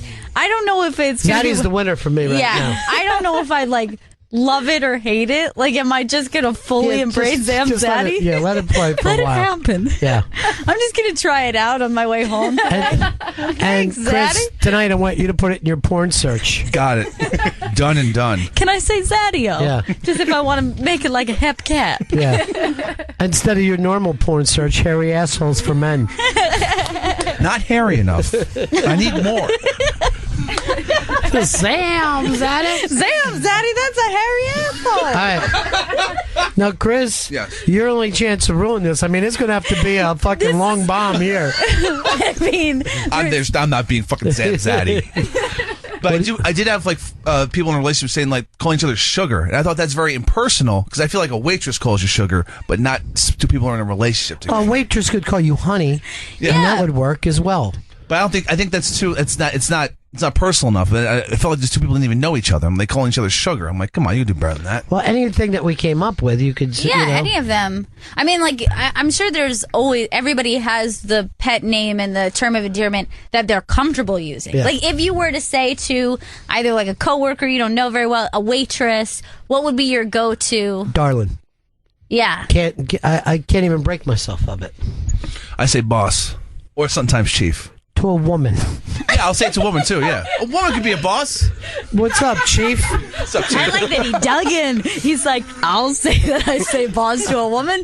I'll definitely say. You know who he calls boss is me, and that. I call Sam boss. Zaddy. That's like, Then he caught himself and started saying that he calls waitresses boss, which is nuts. they're not your boss. But I feel like So don't call me boss again because you make me feel like a bartender now. I don't want to hear it. All right, chief. I've never heard you say chief, by the way. That's very rare. Never I say once. chief. No, It's you are now the making first these time. up. That's how rare it is. You just did it. No, years ago I called a bartender chief, and he felt Turns out he was. He was an Indian. Actually Native American. shit. And got into quite a scrap that night. He didn't like it. Thought it was being not nice. All right, well, Jen won this one, and Chris I lied mean, and made his up. Nothing is ever going to beat Zam Zaddy. My whole life has changed. Sam, that is. Zam Zaddy. Now, have you heard the saying up Look for what this. my zaddy bought me. Zaddy gets me diamonds. Zaddy get me cup. I think they just throw away a perfectly good daddy. Which used to be the big wrestling thing. Listen up, daddy. Yeah, daddy That was was always like, the big wrestling thing. well, they were very into Because they were Southerners. family stuff. Yeah. Brother. Son. Look here, brother. When I get out of that ring, brother. Son was one of those things that, just like I said, like you can kind of say something as a joke until you say it so much. So it was like a thing of my group of friends that we thought it was really funny how like everybody, like rappers were saying son, but then it actually got to be a serious thing where you're like, look, son, it's not okay. But at first it's like son, everything's son. But then it takes Right. nothing for that to become a legitimate thing. Dude, I remember when we used to ironically and as a joke say doobage, right? Then before you know it, you're like this. Seriously, you got any doobage? Gotta smoke that doobage. Need that doobage, son. I say homie a lot now, just because when I was growing up, everybody said, come on, homie. And now I find myself still texting it and being like, delete that. Okay, without bringing attention to yourself, look how next door, like we use our logo, but look what they use. They use a giant picture. That's one of the most embarrassing things I've ever seen in my life. Yeah, I know who's here. That's creepy. Very Sam, sexy. zaddy? I know. It's a very zaddy. It's a very zaddy look. I feel like Zaddy likey. Zaddy Zyke. Coming up in just a couple of minutes, it's the Unmasked with Paul Schaefer, and we're giving away a great prize. It's a signed Paul Schaefer poster. So From Unmasked. From Unmasked. Tweet us at Bennington Show and also At Paul Schaefer. At Paul Schaefer. Right, and you can go to our Twitter. It has it all up there. But looking forward to this, right? Yeah. Of course we are, Zaddy-O. Trying it out. Paul Schaefer. Now he's got a new album out and is trying to figure out how to fill his days. But that's a cool position to be in. I think like that's a very cool thing to be like focusing on your music and like to have that stature in entertainment. By the way, we were talking about Paul having a cool career. Everybody in the band, Will Lee and Anton and all those guys, they've all been with that for a long time. And they all go get, session gigs. Which session gigs sounds like the most fun in the world, right? Yeah, because like that's just like you have the skill set that people just want you, and you get to change the kind of music you're doing all the time. Like it's got to be exhausting. Just like if you're in a band and you hit big, and then you're just playing the same songs for the rest of your life. You're in Bon Jovi. Yeah. On the docks. Everybody hates it, but Billy Joel, he enjoys it. Well, he is very much the piano man. He is. I think is it 48 straight months that Billy Joel has sold out the Madison Square Garden? I was hearing the thing on the radio. I don't know. I know he's doing it every month until he doesn't sell a show out. It won't be a problem. He'll die before he doesn't sell a show out. That's what his plan is with that. Mm. I want to go to one of those. Do people get like season tickets? Somebody let me get 10 of these. told me that if you go to StubHub the day of, you can get them cheap. Really? Yeah. What you don't want to do is get them in advance. I on my birthday a few years ago, my girlfriend at the time bought us tickets to go see like some shitty Grinch musical at the Madison Square Garden Theater, and we got there and I saw everybody wearing Billy Joel shirts, and I was like, "Did you surprise me? And are we actually going to the Billy Joel concert?" And she's like, "No, Billy Joel's way too expensive, so we're just going to the Grinch." And it was really just fucking heartbreaking for me. The fact that you're an adult and someone thought to buy you a Grinch that says more about show. you than Yeah. It's my birthday's near Christmas, so sometimes people find it. Let's make it a themed birthday thing. No, you do that for a child. I mean, I could be born on Christmas, and no one would think I'd want to go to the Grinch. It's the Bennington Show. Well, what science is telling us is the Monday before Christmas. This is the last non-Monday Christmas, because Christmas is a week from today, correct? Yes. It is. And then New Year's Day is when? A week from then. A week from Christmas Day. So everything falls on a Monday. Everything on Monday this year. Oh my God. Beatles' birthday, Yeah. Christmas, all the big holidays. Is it true that all is quiet on New Year's Day, or is you two a bunch of fucking liars? Go over and vote. We're doing the Christmas wrap up, and then those shows, the big special went run Christmas Eve and Christmas. Is that it, Chris? It runs Friday, December 29th, and New Year's Day, and all weekend long.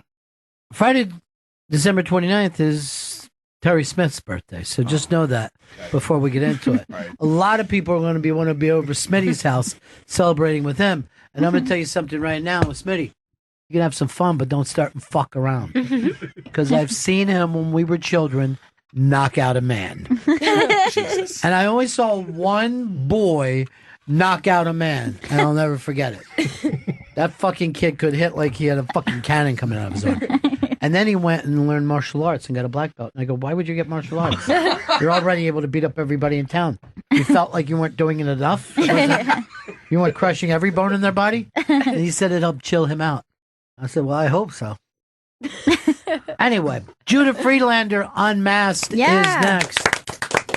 But first, go over and vote at the iBang. The iBang, because Judah Friedlander is up. He is. For Comedian of the Year.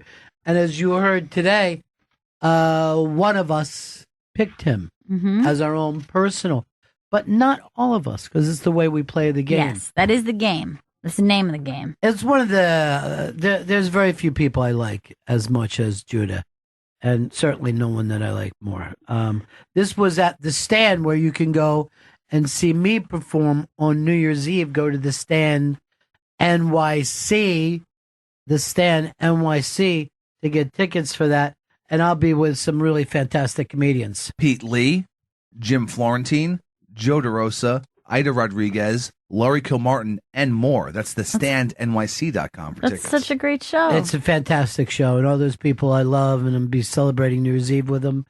And this is Unmasked with Judah Friedlander. Live from the Stand Comedy Club in New York City, this is SiriusXM's Unmasked with special guest Judah Friedlander.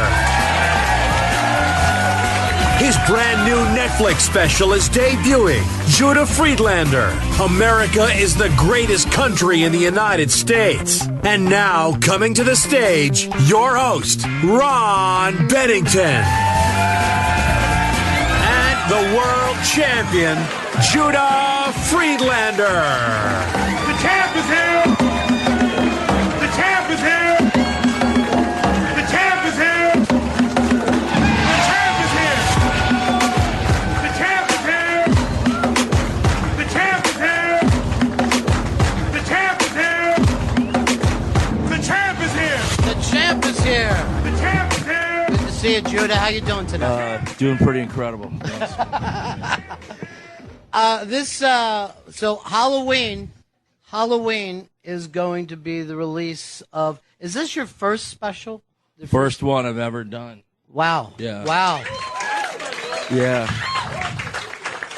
I've turned them down over the years. Yeah. I probably should have had about 5 or 7 out at this Yeah. point. I've been doing stand-up since 89, so I should have had a bunch out. But, for creative reasons and legal reasons, I've kind of turned them down. Yeah.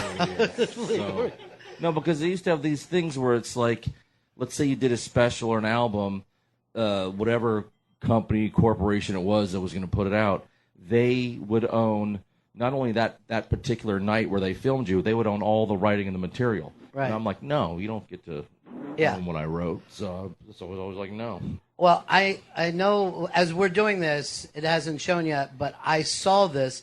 This is written, directed, performed, everything by Judah Friedlander, and I have never seen a special like this before in my life. It's really, really incredible. I don't even know. I'm going to ask you right away. How did you even shoot this?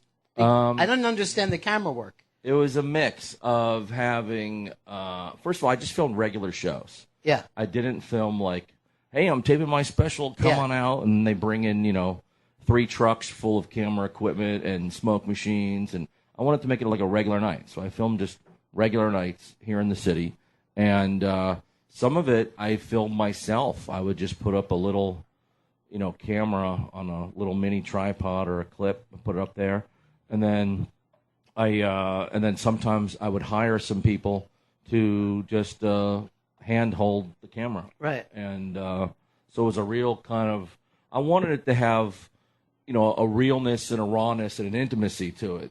So you actually feel like you're just there watching it, and so that's kind of, so I went with a low budget approach. I wanted it to look like, a Sex Pistols video from the 70s. It is punk rock. This is 100% punk or, rock. like a Jim Jarmusch movie from the early 80s, like Stranger Than Paradise or something like that, kind of just an indie, do-it-yourself, low-budget, documentary-style kind of vibe. It really, first of all, it's in black and white, too, and you're just mainly getting a close-up of Judah on stage. You're not getting the things that we've seen a million times where it's cutting to some pretty girl laughing.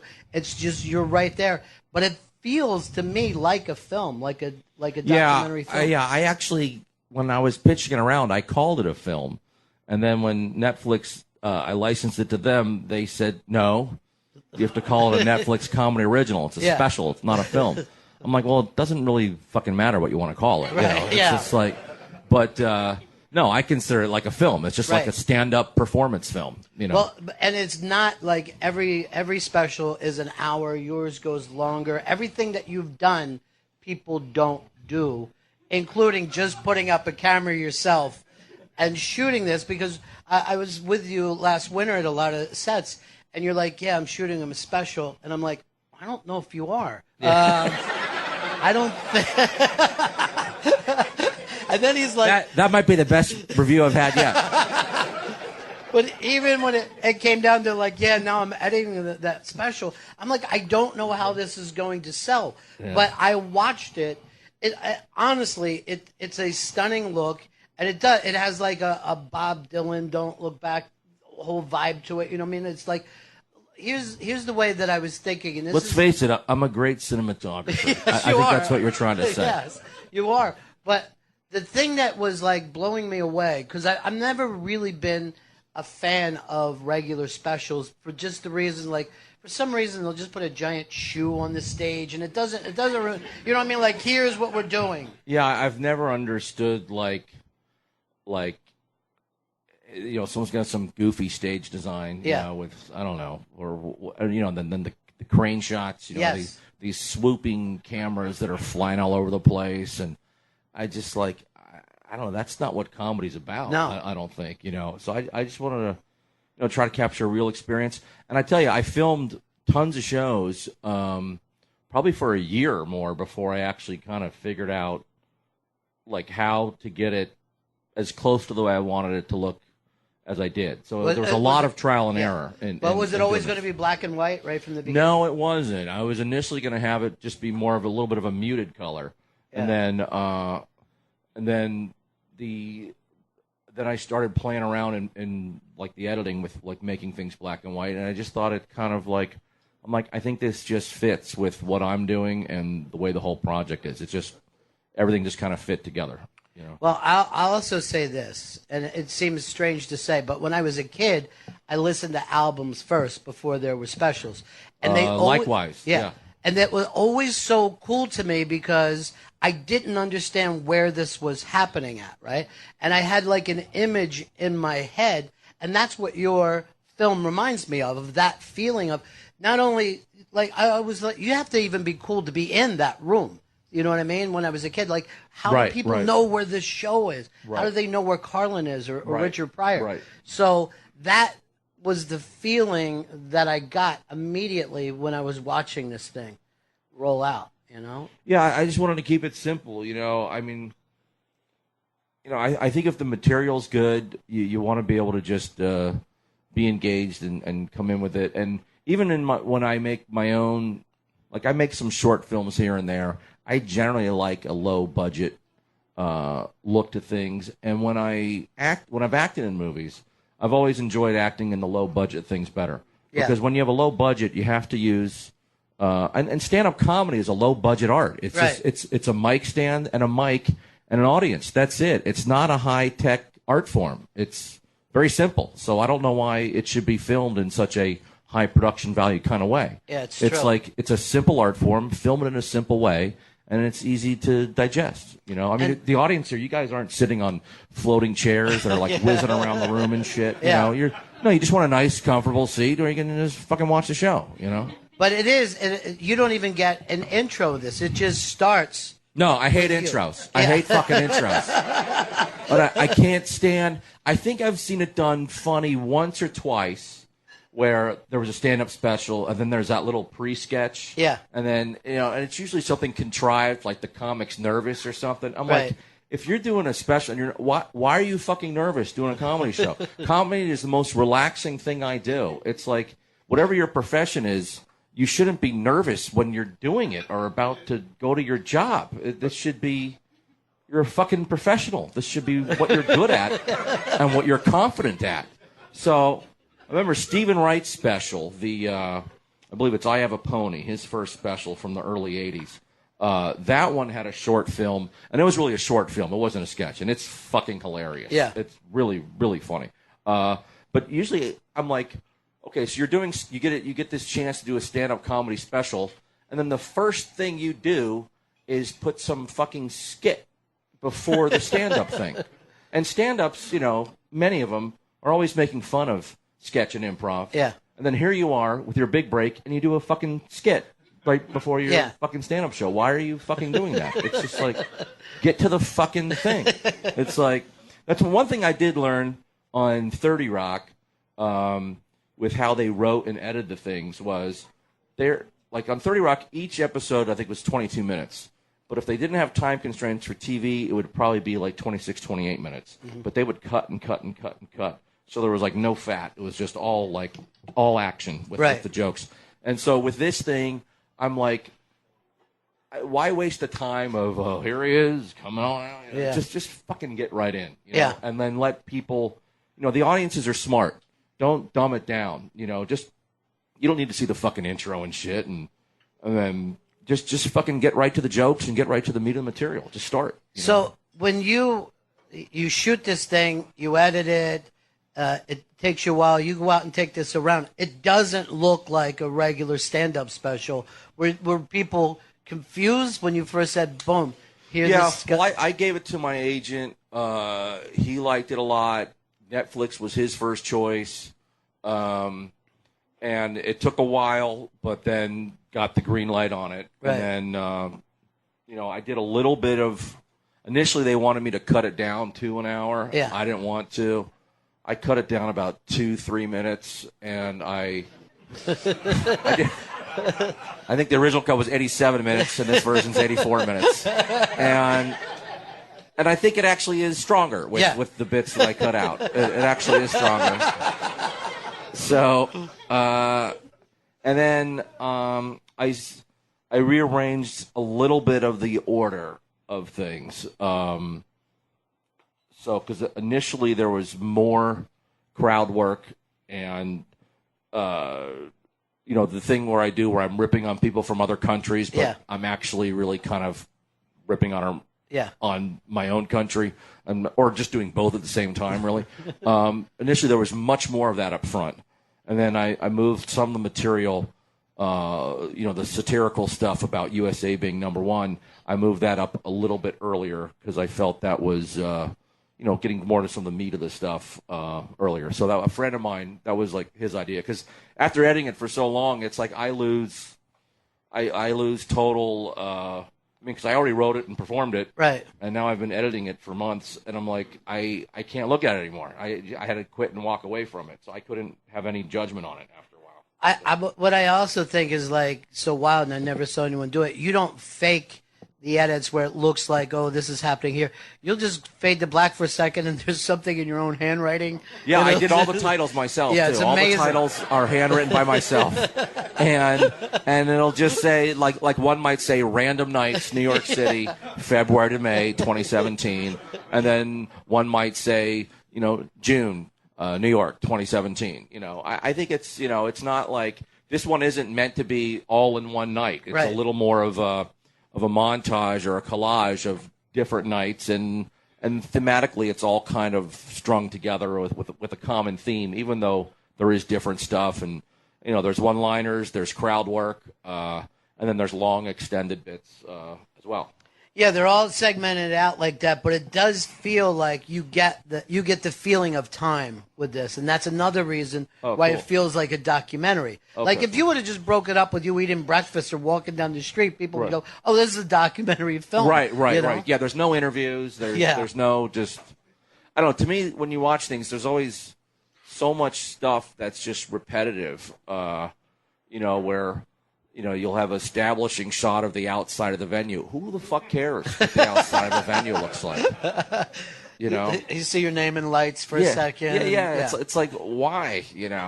Or then when a comic when in the special they mention they're taping a special. It's like, why? That's just annoying narcissism. It's like, why? Just fucking do your fucking show. Don't. Well, that's a thing. Everything that you do is so uniquely you. Like even your crowd work is different than I've ever seen anybody do crowd work before. Well, thanks. I mean, as a comic, I guess, and even if you're not a comic, if you're just a person, everyone should be theoretically different than everyone else. So, but I mean, society. It's true. I mean, at your core, I think everyone is different. If you're related to your family members, there should be some similarities theoretically because of genetics. But it's like society is always trying to make people conform. Right. Always, and it's everyone's oppressed on some level. I mean, certain people are oppressed more than others, but this oppression to conform is just always there, and I've heard it throughout my career. Yeah. I remember when as far as clubs wouldn't book me because I didn't wear a jacket, or I had long hair, or I wore a hat. They wouldn't book me. They didn't care what my act was like. They'd be like, nope, and so it's just that kind of shit's always around. So you just got to be you, and I think as far as individuality goes, it's always a fight because society is always trying to make you not you, no matter what it is, whether it's your boss, whether it's whatever, so. Well, that is even, that's the thing about the, comics are always talking about freedom and being, different, but everybody's forced into the same time if they go on, the same 6 minutes if you're doing the Tonight Show, same 60 minutes if you're doing, you're still getting into a box no matter what you're doing. They're, I mean, Hollywood always stereotypes, always, and they don't, and many of the, the gatekeepers in the industry, they don't have the creativity to see people in different ways. They have an idea of what this is. Like if I pitch this to a company and said, hey, this is the way I want to do it, right. I don't think it would have been greenlit. You don't even have to think that. It would not have been. Because I mean, I actually Showtime, I know someone who works at Showtime, and when I was like putting out some feelers there, I was like, hey, I made my own special. Let me know if you're interested. And this is someone who I've known a little bit over the years. And, I had a paragraph of what it was about. And in the paragraph I mentioned, it's in black and white. I got like a 4-word email back. We don't accept black and white. And then it said, would you consider releasing it in color? And I was like, no. So that was the pitch to Showtime. Yeah. That was the pitch to Showtime. Yeah. But that's also something. So I was like, wow, you won't even fucking look at it or consider it. It's just like, nope, okay, all right. Because they got their rules. Yeah, they want them to kind of look the same, and they want them to look like. Well, here's what it is. I think so much of it is, it's just these giant corporations. People don't think there's a trailer out for that Netflix put together. I had some say in it because initially they made a cut. They don't consult with me first, and then they make the trailer. Then I'm like, well, I think we should really put different material in there.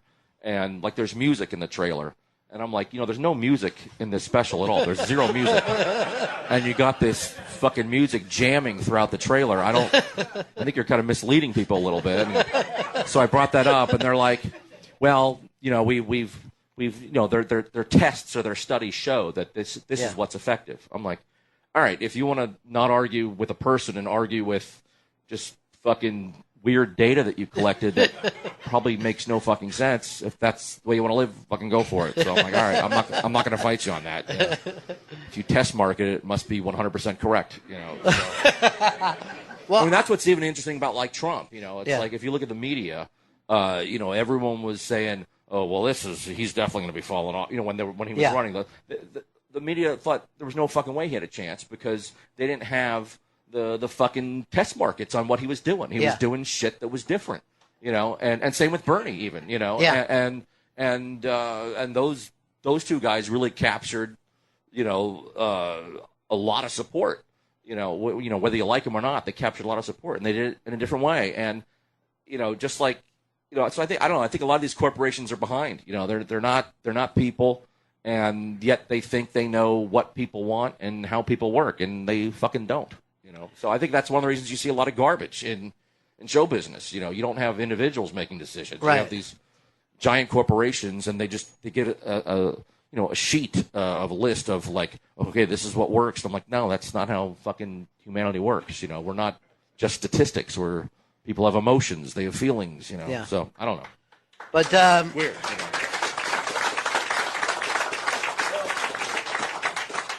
all the people who work for major corporations are clapping right now. Yay. Yeah. But that, I mean, I think people should see it just the way that I saw it, just not expecting this thing to go down. Then why are we talking all this shit about it right now? It's a good point. What the fuck's going on? What are we doing? Let's just sit here for the rest of the show quietly. Yeah, let's not say anything about it. Let's just say, check it out, but don't think much about it. Yeah. Even the fact of it was so unique to me, and at the cellar, how many people were not Americans that were in the audience? Yeah, most of the special is taped at the Cellar's 3 rooms on different nights, and you know, I usually do the early shows there actually, and I think the early shows are a little more international than some of the later shows, and I actually like it because I like, you know, as the world champion, you know, I like talking to people who are from all over the planet and giving my insight onto everything that's going on in the planet. You know, as the world champion, I represent the people of the world. Yeah. Not the corporations, but the people of the world. And I fight for their rights. That's what I do as the world champion.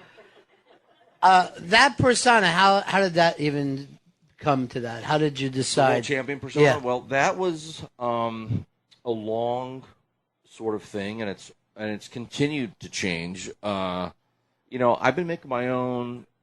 Was my back too much to this crowd or something? What's that, sir? Quite all right. It's quite all right. Okay, then I'll just turn my back. To you know. Yeah. Okay. Well, what was the question? I totally forgot. Man. Oh, the world champion persona. Yeah. So, okay, so you got to go back, I think, to somewhere in the 90s. And I remember it seemed like all the comics were, not all the comics, but, you know, so many of the comics were just trying to bond with the audience. You know, like, hey, did you ever notice this? Or don't you hate this? And I'm like, I want to do the opposite. I don't want to bond with the audience. I want to do, you know, something like, so, and I've been making my own hats for like 20 years. I always thought it was like stupid. You fucking buy something that has the name of the company on it, so you paid them for that, and then you're giving them free advertising going around. I don't understand. I don't know why anyone would want to fucking do that, you know. But anyways, so I decided I'm going to make, and you know, my act was always very joke heavy, you know, and it was always very audience, you know, crowd work heavy. Yeah. And when I first started, it wasn't that heavy of a persona. I hadn't really figured that out yet. A lot of my stuff was being really young because I started doing stand-up in the city when I was 19, and you know, and I was kind of like a young-looking 19, so I was a lot younger than most of the people that were around. So a lot of my jokes were sort of like the new young kid, but doing twisted, dark shit. So I made a hat that said World Champion. I thought it would be funny if I made a hat that said World Champion, but not of what. And then that would get people to ask me questions. And I like doing crowd work. Are you like, what are the world champion of? And that would like get me to come up with jokes for that. And then I was really into like when I was a kid, I was really into the Guinness Book of World Records, and I used to try to like break all these world records. I tried to break the pogo stick record when I was 8 years old for just continuous pogo sticking without missing and just going. I did an hour straight when I was 8, and I think the record at the time was like 12 hours. And I was like, so I did an hour straight without missing. I'm 8, and I'm like, and I didn't get tired, but I was like, mentally, I was like, I really don't want to fucking do this anymore. This is really, it's like, I think I got this, but let's. The person who broke that record must really have nothing going on in their brain because it's really fucking boring to do that for 12 hours. So anyways, I was really into the Guinness Book of World Records. So I'd been writing these jokes about all these ridiculous athletic achievements I'd made. You know, like bowling a 300 with a golf ball and just all these ridiculous things. So the world champion kind of fit into that, this like super great athlete. And initially it started out as a sort of the dumb guy who thinks he's incredible with all these bragging things.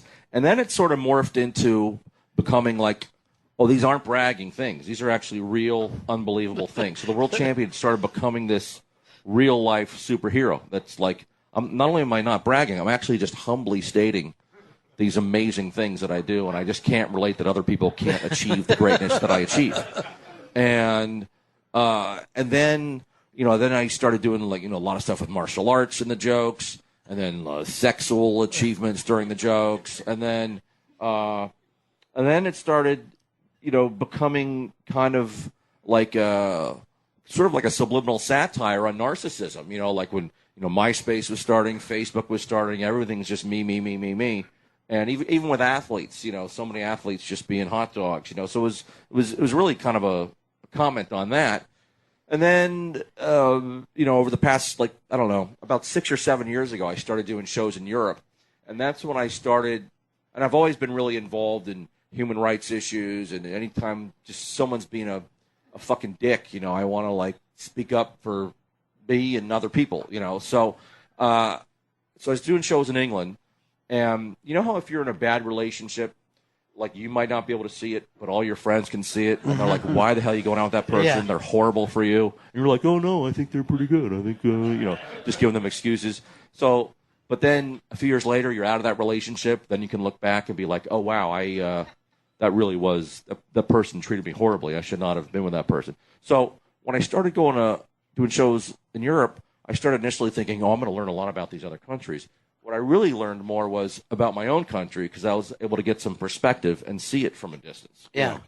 Just, you know, like basic things, you know, like I think in Europe people are a little more relaxed because they have health care. You know, they don't have to fucking worry so much about shit. They don't have to do a fucking fundraiser and sell cupcakes to fucking, you know, go to the doctor, you know. So that got me more interested. I started getting more interested in, you know, different, you know, human rights issues and activism stuff. And so the world champion it's always morphing, but it's becoming more of someone who is someone who's a superhero for all the people and the plants of the earth, you know, because I could live on any planet I want, but I choose Earth, you know. So I'm here to fight for you. That's what the world champion's all about. But all that stuff is never like preached. It's always through this ironic. It's like I don't like telling people what to think.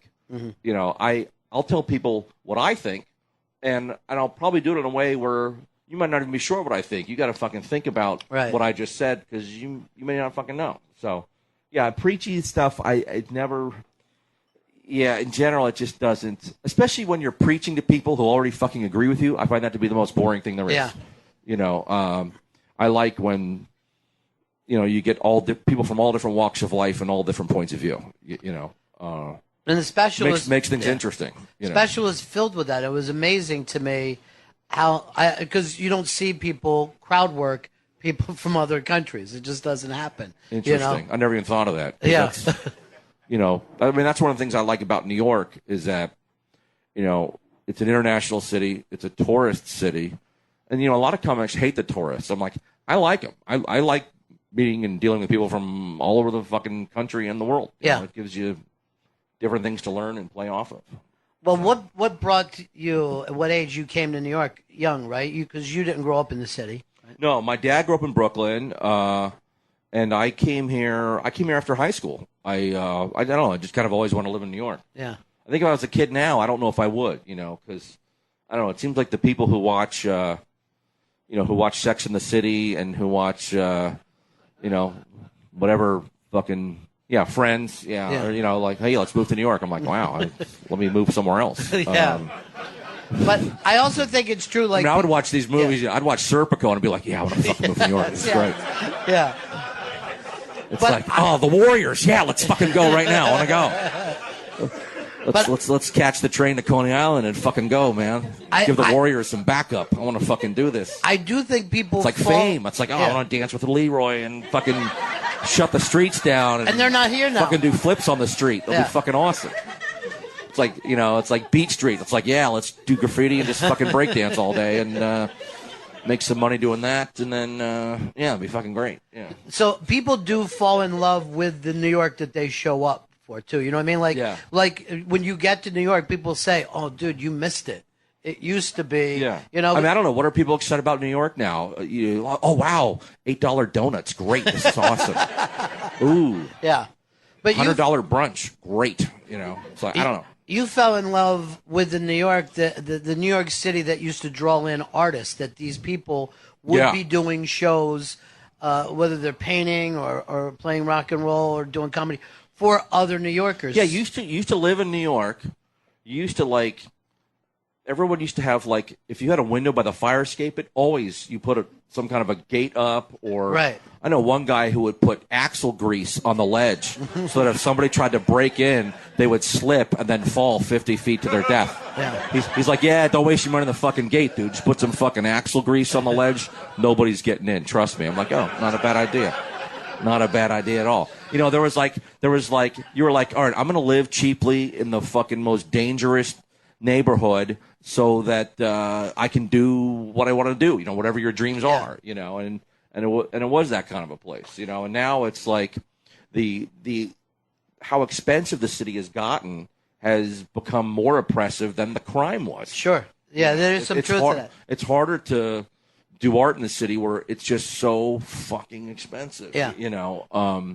So interesting. It wasn't... but I used to come up to New York in the early 80s. I remember coming up here in 81 and, me and my brother going to Playland in Times Square, which was, they had 3 of them. It was 24-hour video game arcade where you just, and that was exciting because you'd be playing Pac-Man and, people are stacking their quarters on there, which means they're going to get the next game. People are bumping into you. You don't know if you're going to get robbed. It just made fucking video games really exciting. Yeah. Back when you now everyone just says in the safety of their homes or over the internet. No, back then you had to worry about getting stabbed, robbed, and people just fucking bumping you on purpose so you fuck up during the game. It was great. Wouldn't have it any other way. It's fucking great. But it is still a dangerous city in the way that, you could break your ankle and end up losing your apartment if you miss, your rent immediately. Now, the whole thing, people sit, instead of being worried about being robbed, they're like, am I being robbed every time I order dinner here? Is it right, so yeah, no, it's corporate theft or whatever you want to call it. But yeah, no, it's hard. It's hard. I mean, I've lived here since '87, and it's I haven't had an apartment in 6 weeks. I'm not living anywhere right now. I've always rented. I'm trying to buy. It's taken a while, so I'm doing 2 to 3 weeks in town in cheap hotels in Queens, and then I'm on the road a week or two. But it's weird. I don't know how to live in this city anymore. Well, I still like it. Yeah. I still love it, but I don't know. I don't want to fight for it, but I don't know how to live in it anymore. This is literally my first homeless interview. I've always, I wanted to do more hard-hitting journalism. And we're doing it. Sometimes people rip on me and they say you look homeless, and now I can be like, I am technically. I'm technically homeless. I mean, I'm lucky. I have some money so I can get in hotels, but so I'll find a place one of these days. But I literally don't know where the fuck to live in this city. Yeah. It is completely because when I'm in town, I do multiple shows every night, and then I often have to do things in the city during the day. So if I live far out, if I live an hour out in the Queens, which I used to do, I have to come in during the day, go back home, then come in again at night, and sometimes I have to commute 2 or 3 times a day, and it's just too much. It's 6 hours, So I don't know. And you haven't thought to yourself, hey, I'll leave. I'll go somewhere I've thought else. that before, but I'm not really sure where I would go. unfortunately, everywhere you go looks like Brooklyn now when you go out to eat. No matter where you go, they're Oh, like, interesting. they have that. What do they call it when there's like stuff?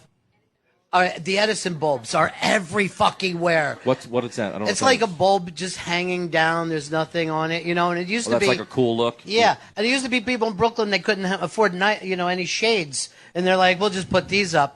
And now people are like, okay, let's Oh, interesting. do that. Well, I think the cities across the nation are all getting much more expensive and more Sure. populated. I think the young people, like the people under 30 who, generally the higher educated and the higher income earning, they don't want that suburban life. They want to live Right. in the city. They want to go out and eat every night. They want to party. They want to, so all the cities are getting, people are getting pushed out who've been in the cities for a long time. And, so it's weird. It is, and remember when we were younger, people were leaving the cities. You're right. The in 70s, droves. I think New York Yeah. lost like 1 million people. They just got the fuck out. Yeah. And now more and more keep coming. And But they're not building things for the community. Like I was in Long Island City, they must have 20 skyscrapers now. I still don't think there's a grocery store. Right. You know Yes, what that's I mean? true. It's like, But that is true. You look at Long Island City, and it's got a bigger skyline than cities that have football teams. Yeah, And you're like, yeah. what the hell is going on? And they still have the same amount of subway access. So Right. It's like I took the L train the other day in Williamsburg. I get off the L train, not even during rush hour. There was a wait just to leave the station. There was a wait to get to the stairs to walk up. And Yeah. I'm like, this is fucking ridiculous. The infrastructure isn't supporting it. Roosevelt Island is now the 10th biggest city in America. I don't know how that happened. I call Roosevelt Island the sixth borough. No, that island gets no respect, dude. Any place where you have to take a bucket to get there, you gotta literally a sky bucket to get to it. I just think that's awesome. Yes, it's daring. There's one train and a bucket. I love the fact that you just keep holding on to being an individual. Like you said, some people tease you about your look, but that's a look that you've chose. Yeah, no, I remember someone saying to me, "Why don't you cut your hair? You're never going to get on Friends." And I was like, "I don't want to be on Friends." Yeah. No offense to anyone who's on Friends. I don't know. Could be very Somewhere nice people. Jennifer Aniston is crying. No. She might be crying. I don't know, but hopefully she feels better. She'll survive. But what were we talking about? Well, we were basically about your look. That's one of the reasons why I do a lot of crowd work, is because I often just fucking forget shit. So then I just improvise. And you jump into the next person. Hey. Yeah, because there's some comics who'll do, like when they're doing an hour, they do the exact same thing from. It's like they have a list of jokes and just fucking goes through it. I don't know. I like to be more instinctual, I guess, because I think even for the audience, it's like you don't want to see the exact same presentation. It's like it's a live show. It should be different than what you're seeing on TV or whatever. I thought of this when because I saw you do so many sets last year, and I stayed for all your sets because you always kill me, but then I didn't see that material in the special. There was so much stuff in the special. Well, then you got to tell me what stuff is not in there so I can put that in the next one. No, I forget a lot of stuff. So, yeah. Well, you brought up your look and not getting on Friends, but from your acting career, you've done more projects, I think, than a lot of people who just focus on acting and nothing else. Yeah, You've done a could lot be. of stuff. I haven't done a lot recently, but I used to do a lot. And like I said, I like filmmaking. I used to do animation when I was a kid. I do clay animation, drawing animation, and I think filmmaking is an interesting art form. I think it's usually not an art form the way people do it. I mean, there's most movies stink, and Right. really bad dialogue and just horrible, but I like interesting, weird, or even not, they may not be weird, but just, interesting, quality movies. I like them. But so I used to do a fair amount, and I've done some terrible movies, and I was lucky to be in some very good movies. And I would completely change my look. Like some people might see me, hey, you ever take the hat off, wherever? I'm like, yeah, I have. And here's 10 movies where I fucking had no hat and had short hair and had an accent and but yeah. So I like doing that. I think doing things in different art forms can always stand-up's always my main thing, but when you get into different art forms, they can all kind of feed each other, I think, and you can grow. Like radio, I fucking love doing radio. Stand-up is different. Stand-up is, at least for me and my philosophy, it's almost like a highlight reel where you have to have big laughs about every all the time 3 seconds or so. But in this medium that we're doing right now, you can go a few minutes without laughing, and and people will still be there listening. You can get serious, you can get funny, it's got different ebbs and flows that stand-up really doesn't have. Yeah. I certainly wouldn't want to be doing stand-up where there's 5 minutes without any laughs. I wouldn't. I don't care what the fuck I'm talking about. How important it is. I'm not going to put that in a stand-up act. That another medium that can be in, but not stand-up. But you think of so many things as art, which a lot of performers don't anymore, whether it is film or stand-up or anything. And I don't mean that in a pretentious way. Like when you say, "Oh, I'm art," that could be depending on if you're pretentious or not. Yeah, that could be fucking pretentious. But it really shouldn't be a pretentious statement. It's really just looks like. I mean, it's really just about like look, this is a job, and I'm trying to do this, and that's all it is. There's no business behind it. When I say this is my art, I mean there's no business. I'm just trying to do the best work I can in what this is, and I'm not thinking about career. I'm not thinking about is somebody going to buy this. I'm just thinking about me and the audience, and that's it. So the audience is really in stand up, the audience is a mix of the recipient as well as judge and as well as partner, really. Yes. I mean, there's no stand-up without an audience. Yeah. I sometimes worry that live stand-up's going to go away and it's just going to be internet comedians. It's just going to be people talking their cameras. But that would be fucking horrible. But, yes. Yeah. But there is something about being out. And having you're always when you see a special or comedy on TV. It's always a generation or two back. It's not the same as being there that night, No, it's not the same. No, and that was what I was trying to do with this was make it as as much as I could. Just it's like you're there that night. Checking things out. So it's incredibly because I brought up the visuals of this thing, but the content is incredibly funny. I mean, it's killer all the way through it. Just keep talking. You're on a roll. This is great.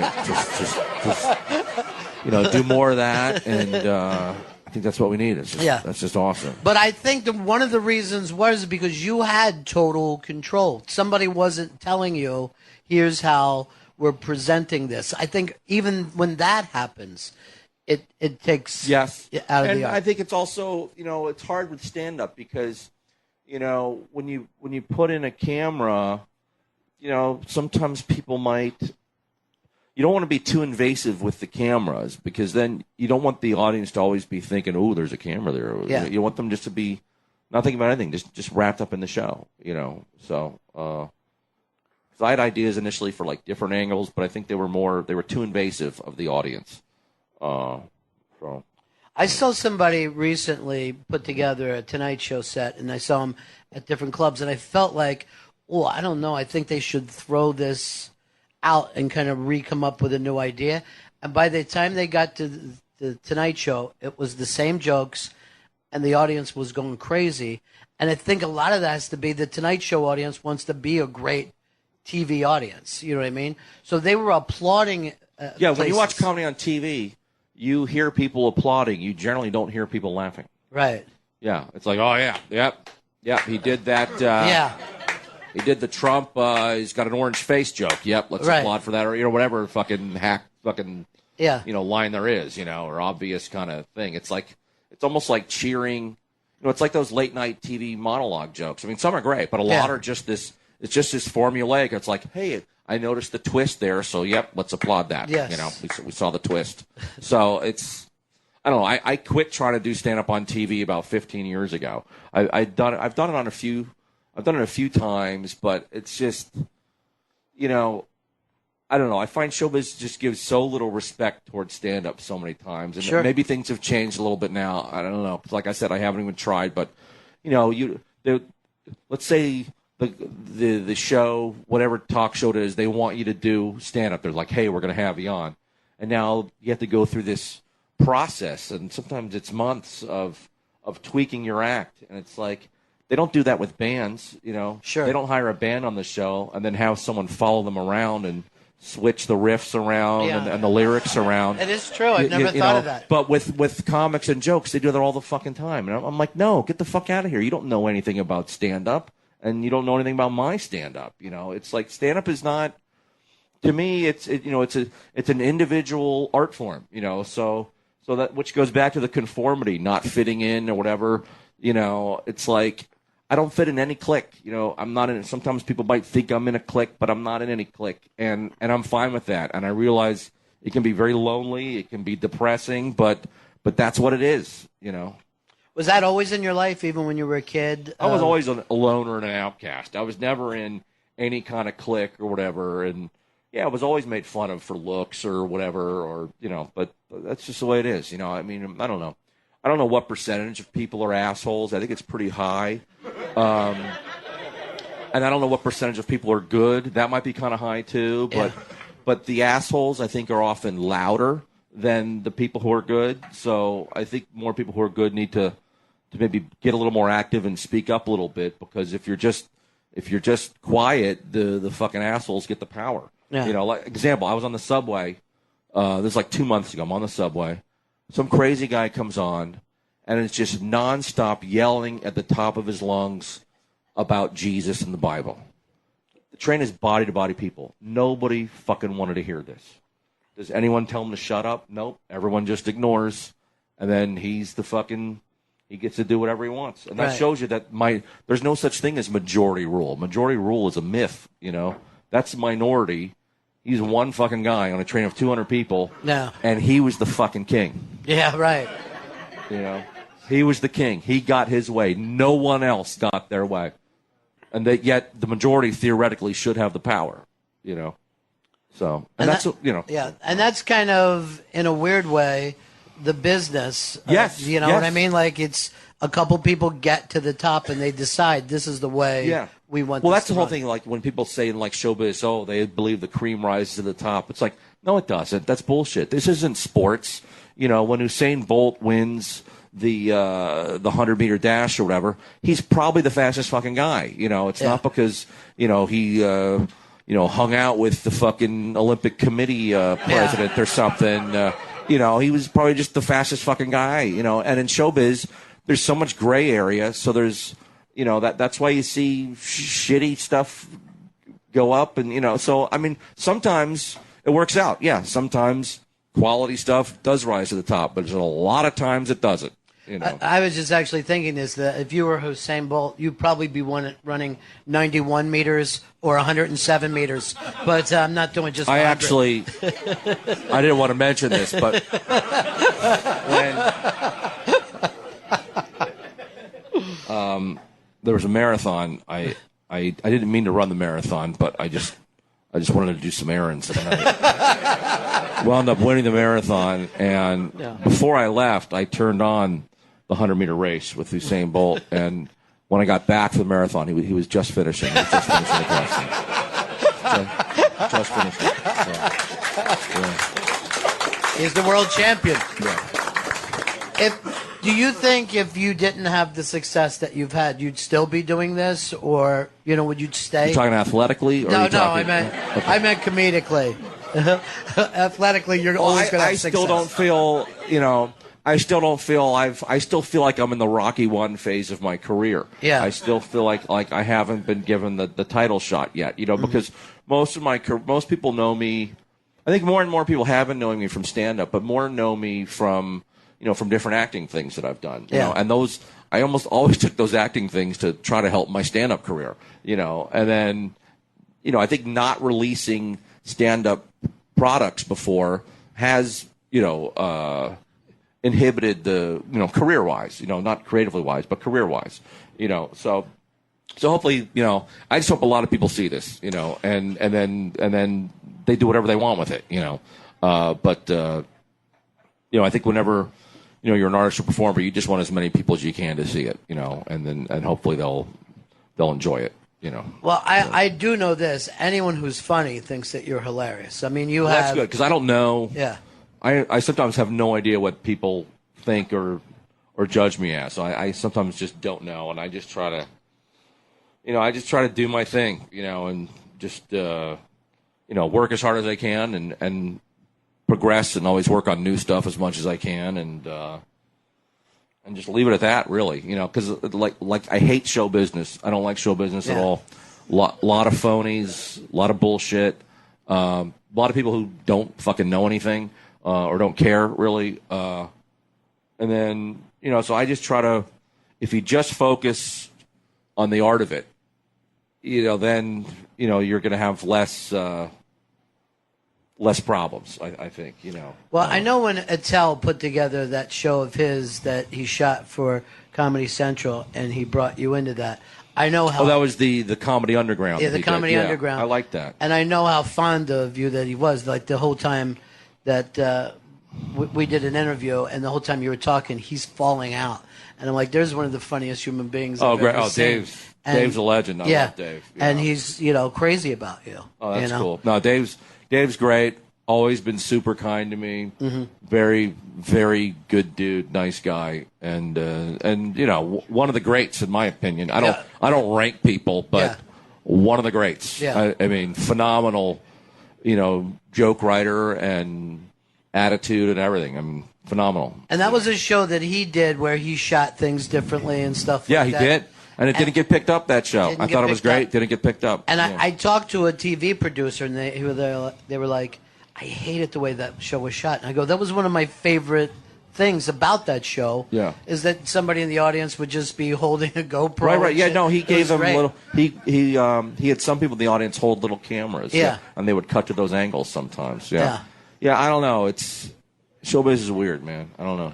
Well, Weird. even the books that you've done are very much yours. They don't, once again, come across as a book. Right. Right. No, my first book was an instructional karate book Yeah. called How to Beat Up Anybody. How to beat up anybody. Yeah. Very important book. I always And wonder how many kids went, oh, this is the book for me. I hope a lot, but I don't know. I don't think that many people bought any of my books, but I think they came out well. And my other book was a book of drawings and cartoons. A lot of them were just funny and bizarre, and then a lot of them were sort of like satire on corporatization of America and racism, sexism, different things. So. And tell people the name of that book. Oh, that's If the Raindrops United. If the Raindrops United. And on the cover is just this giant raindrop coming down on a city. But the message is there. If people get together, you can have Yeah. some power. It could be used for good or for evil, but you can at least have power. Yeah. Were you surprised when you ended up working for 30 Rock at NBC? Was that a shock for you? I never planned on doing a sitcom. Never planned on it. And, I also like doing different things and not doing the same thing over and over again. The idea of having playing the same character for a long time gave me a lot of anxiety. Work took me out to L.A. for 2 years in the early 2000s. And shortly after I got back, I got the audition for 30 Rock. And when that happened, I was like, well, it's Tina Fey's writing it. Because sometimes when they do sitcoms, they'll get high-paid, theoretically better quality writers the first season, and then after it gets successful, they just fucking get cheap and bring in other. At least that's what I was told. So, but I figure, all right, well, Tina's really good, and she's starring in it, so she's not going to quit writing it. So the writing should stay solid, And I filmed in New York, and I was like, I'll fucking going on this, And at the same time, there was another show that Aaron Sorkin was producing called Studio 60 on the Sunset Strip, which was a dramatic look at a live TV sketch comedy show. And they wanted me to, and I read the script, and I thought dramatically it was good. I thought comedically it was not good. And I didn't even want to audition for it. And then the agent sort of like convinced me to go in on it, and I did. And they wound up offering me a recurring role, where 30 Rock was a regular role. And a lot of people were telling me to go with the Aaron Sorkin one because that's going to be the really good one. And I'm like, no, I want to I'll go for the other one. So, and then a few years later, at one of the Emmy things, I ran into Aaron Sorkin. I didn't even know who it was at first. He came up to me, shook my hand, and said, "Boy, did you make the right decision." So I actually thought, I was like, oh, wow, that was pretty cool. So that was like my one interaction with him. That was pretty cool. I always think it's funny, too, because people will look at you like you're, an outsider and so strange. But then on that show that you're on, it's Tracy Morgan and Alec Baldwin are on it. So you come across as kind of a normal, regular guy. Yeah, Frank was a weird character because he was very kind of like just like a blue-collar, regular kind of guy. But then he also was just very malleable. Like I remember there was one episode where Tina's character, Liz Lemon, had to leave, and so I kind of became the head writer, and then I just started physically morphing into Liz Lemon. I had it's like Frank almost had no backbone. He was like, he viewed himself as this rebel guy, but really he was a total fucking wimp who could just be molded into anything, Like I wanted to become a corporate lawyer one episode. And then one episode I turned gay for one guy for one episode. It's like, so Frank was really kind of weird. He was like this sort of normal guy. We were like, wow, maybe he really is fucking weird underneath, But yeah, it was a fun character to play. And then some people sometimes think my stand-up act's going to be just like the Frank was. I'm like, no, it's actually quite a bit. I'm like, we look similar, but it's quite a bit different.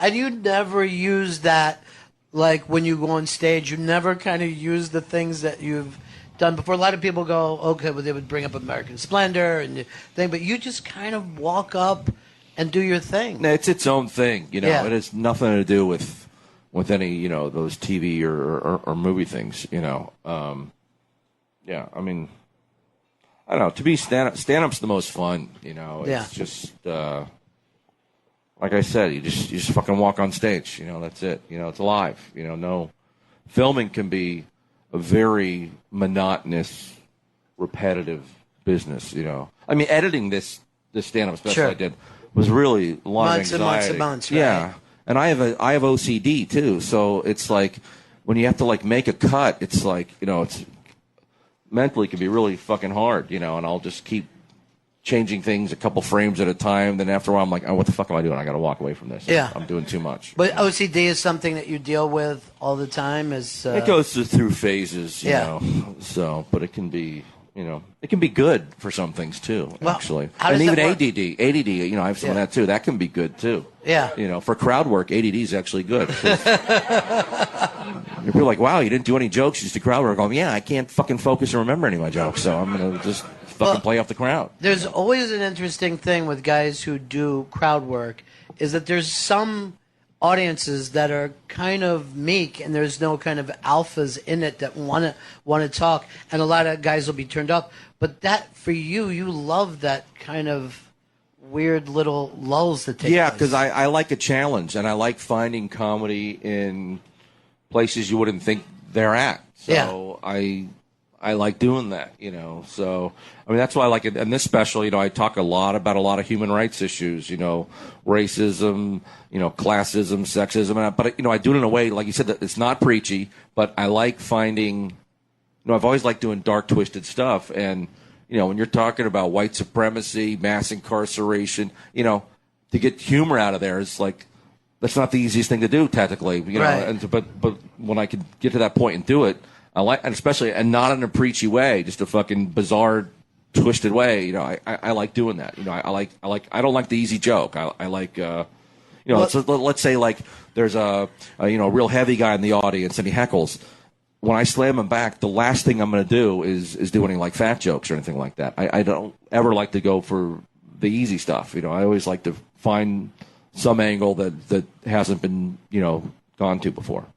And also, if anyone tries to kiss up to you, you turn that on them as well. Yeah, it's hilarious. I always do like a mix of just absolutely just obliterating people. Yeah. And praising them too. And sometimes I'll do like a mix. Yeah. I'll do that. Just changing the mood of the room. One of the things that you always seem like you just whatever your mood you're in, we're taking you into another direction. Yeah, well, sometimes also, like I love it. I love when you host here. You're a great host. But sometimes in the city, seriously, Stop fucking it, great stop host. Seriously. Stop Fucking it. great. No. Stop it. No, when you host here at the Stand, Yeah.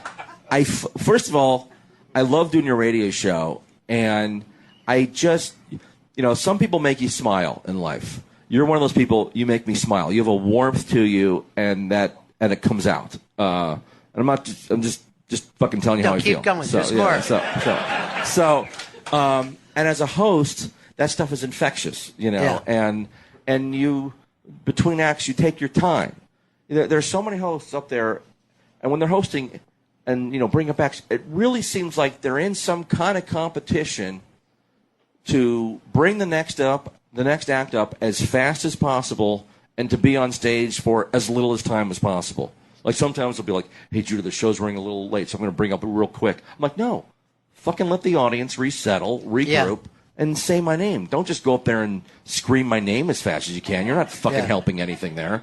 So sometimes when there's shitty hosts, you have to go up there and for the first 2 minutes be your own host and recreate and refocus the audience.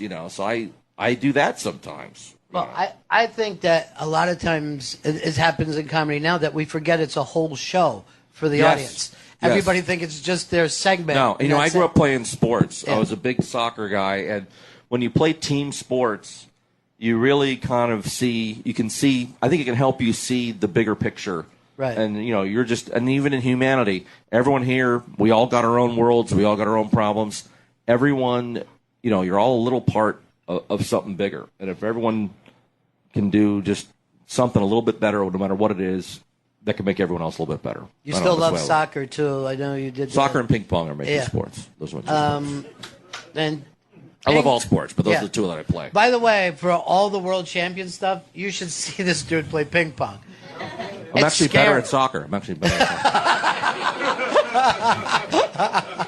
For real, better at soccer. Now I got to see that. I'm telling you, the world champion is real. Okay? Now, on this special, on the title, it doesn't say world champion, and that's because I respect the audience, and I respect their smarts and their education to know that I am a great athlete and I'm still the world champion. So it doesn't need to be said. It's understood. It is understood. It's understood. Like people know. that I'm the world champion still. Yeah, but undefeated. But to get back to what he expects out of the audience and where his material, the special opens up. He's just on stage, and you're talking about gentrification, but then comparing it to your own beard, and it's one of the funniest. It's one of the funniest things that I fucking told him the joke, right? But it's one of the it's one of the funniest things that I've ever seen. But isn't it weird to know that the fact that we have these younger people that we kind of raised not to be racist, that we've chased more people of color out of the city than because moving into the neighborhoods. It's very, it's bizarre and weird, and there's.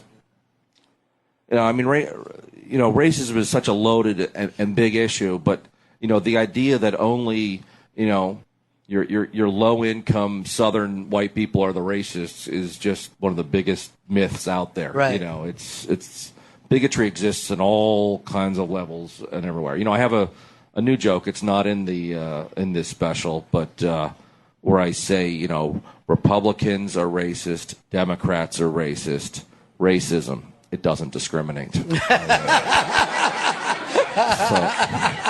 It's part of the fabric that is woven throughout our country and throughout the world, and I know, so it's something you got to, fight against. But, you're 100% right on that hypocrisy. It just keeps, it's a daily thing, man. It's a daily thing.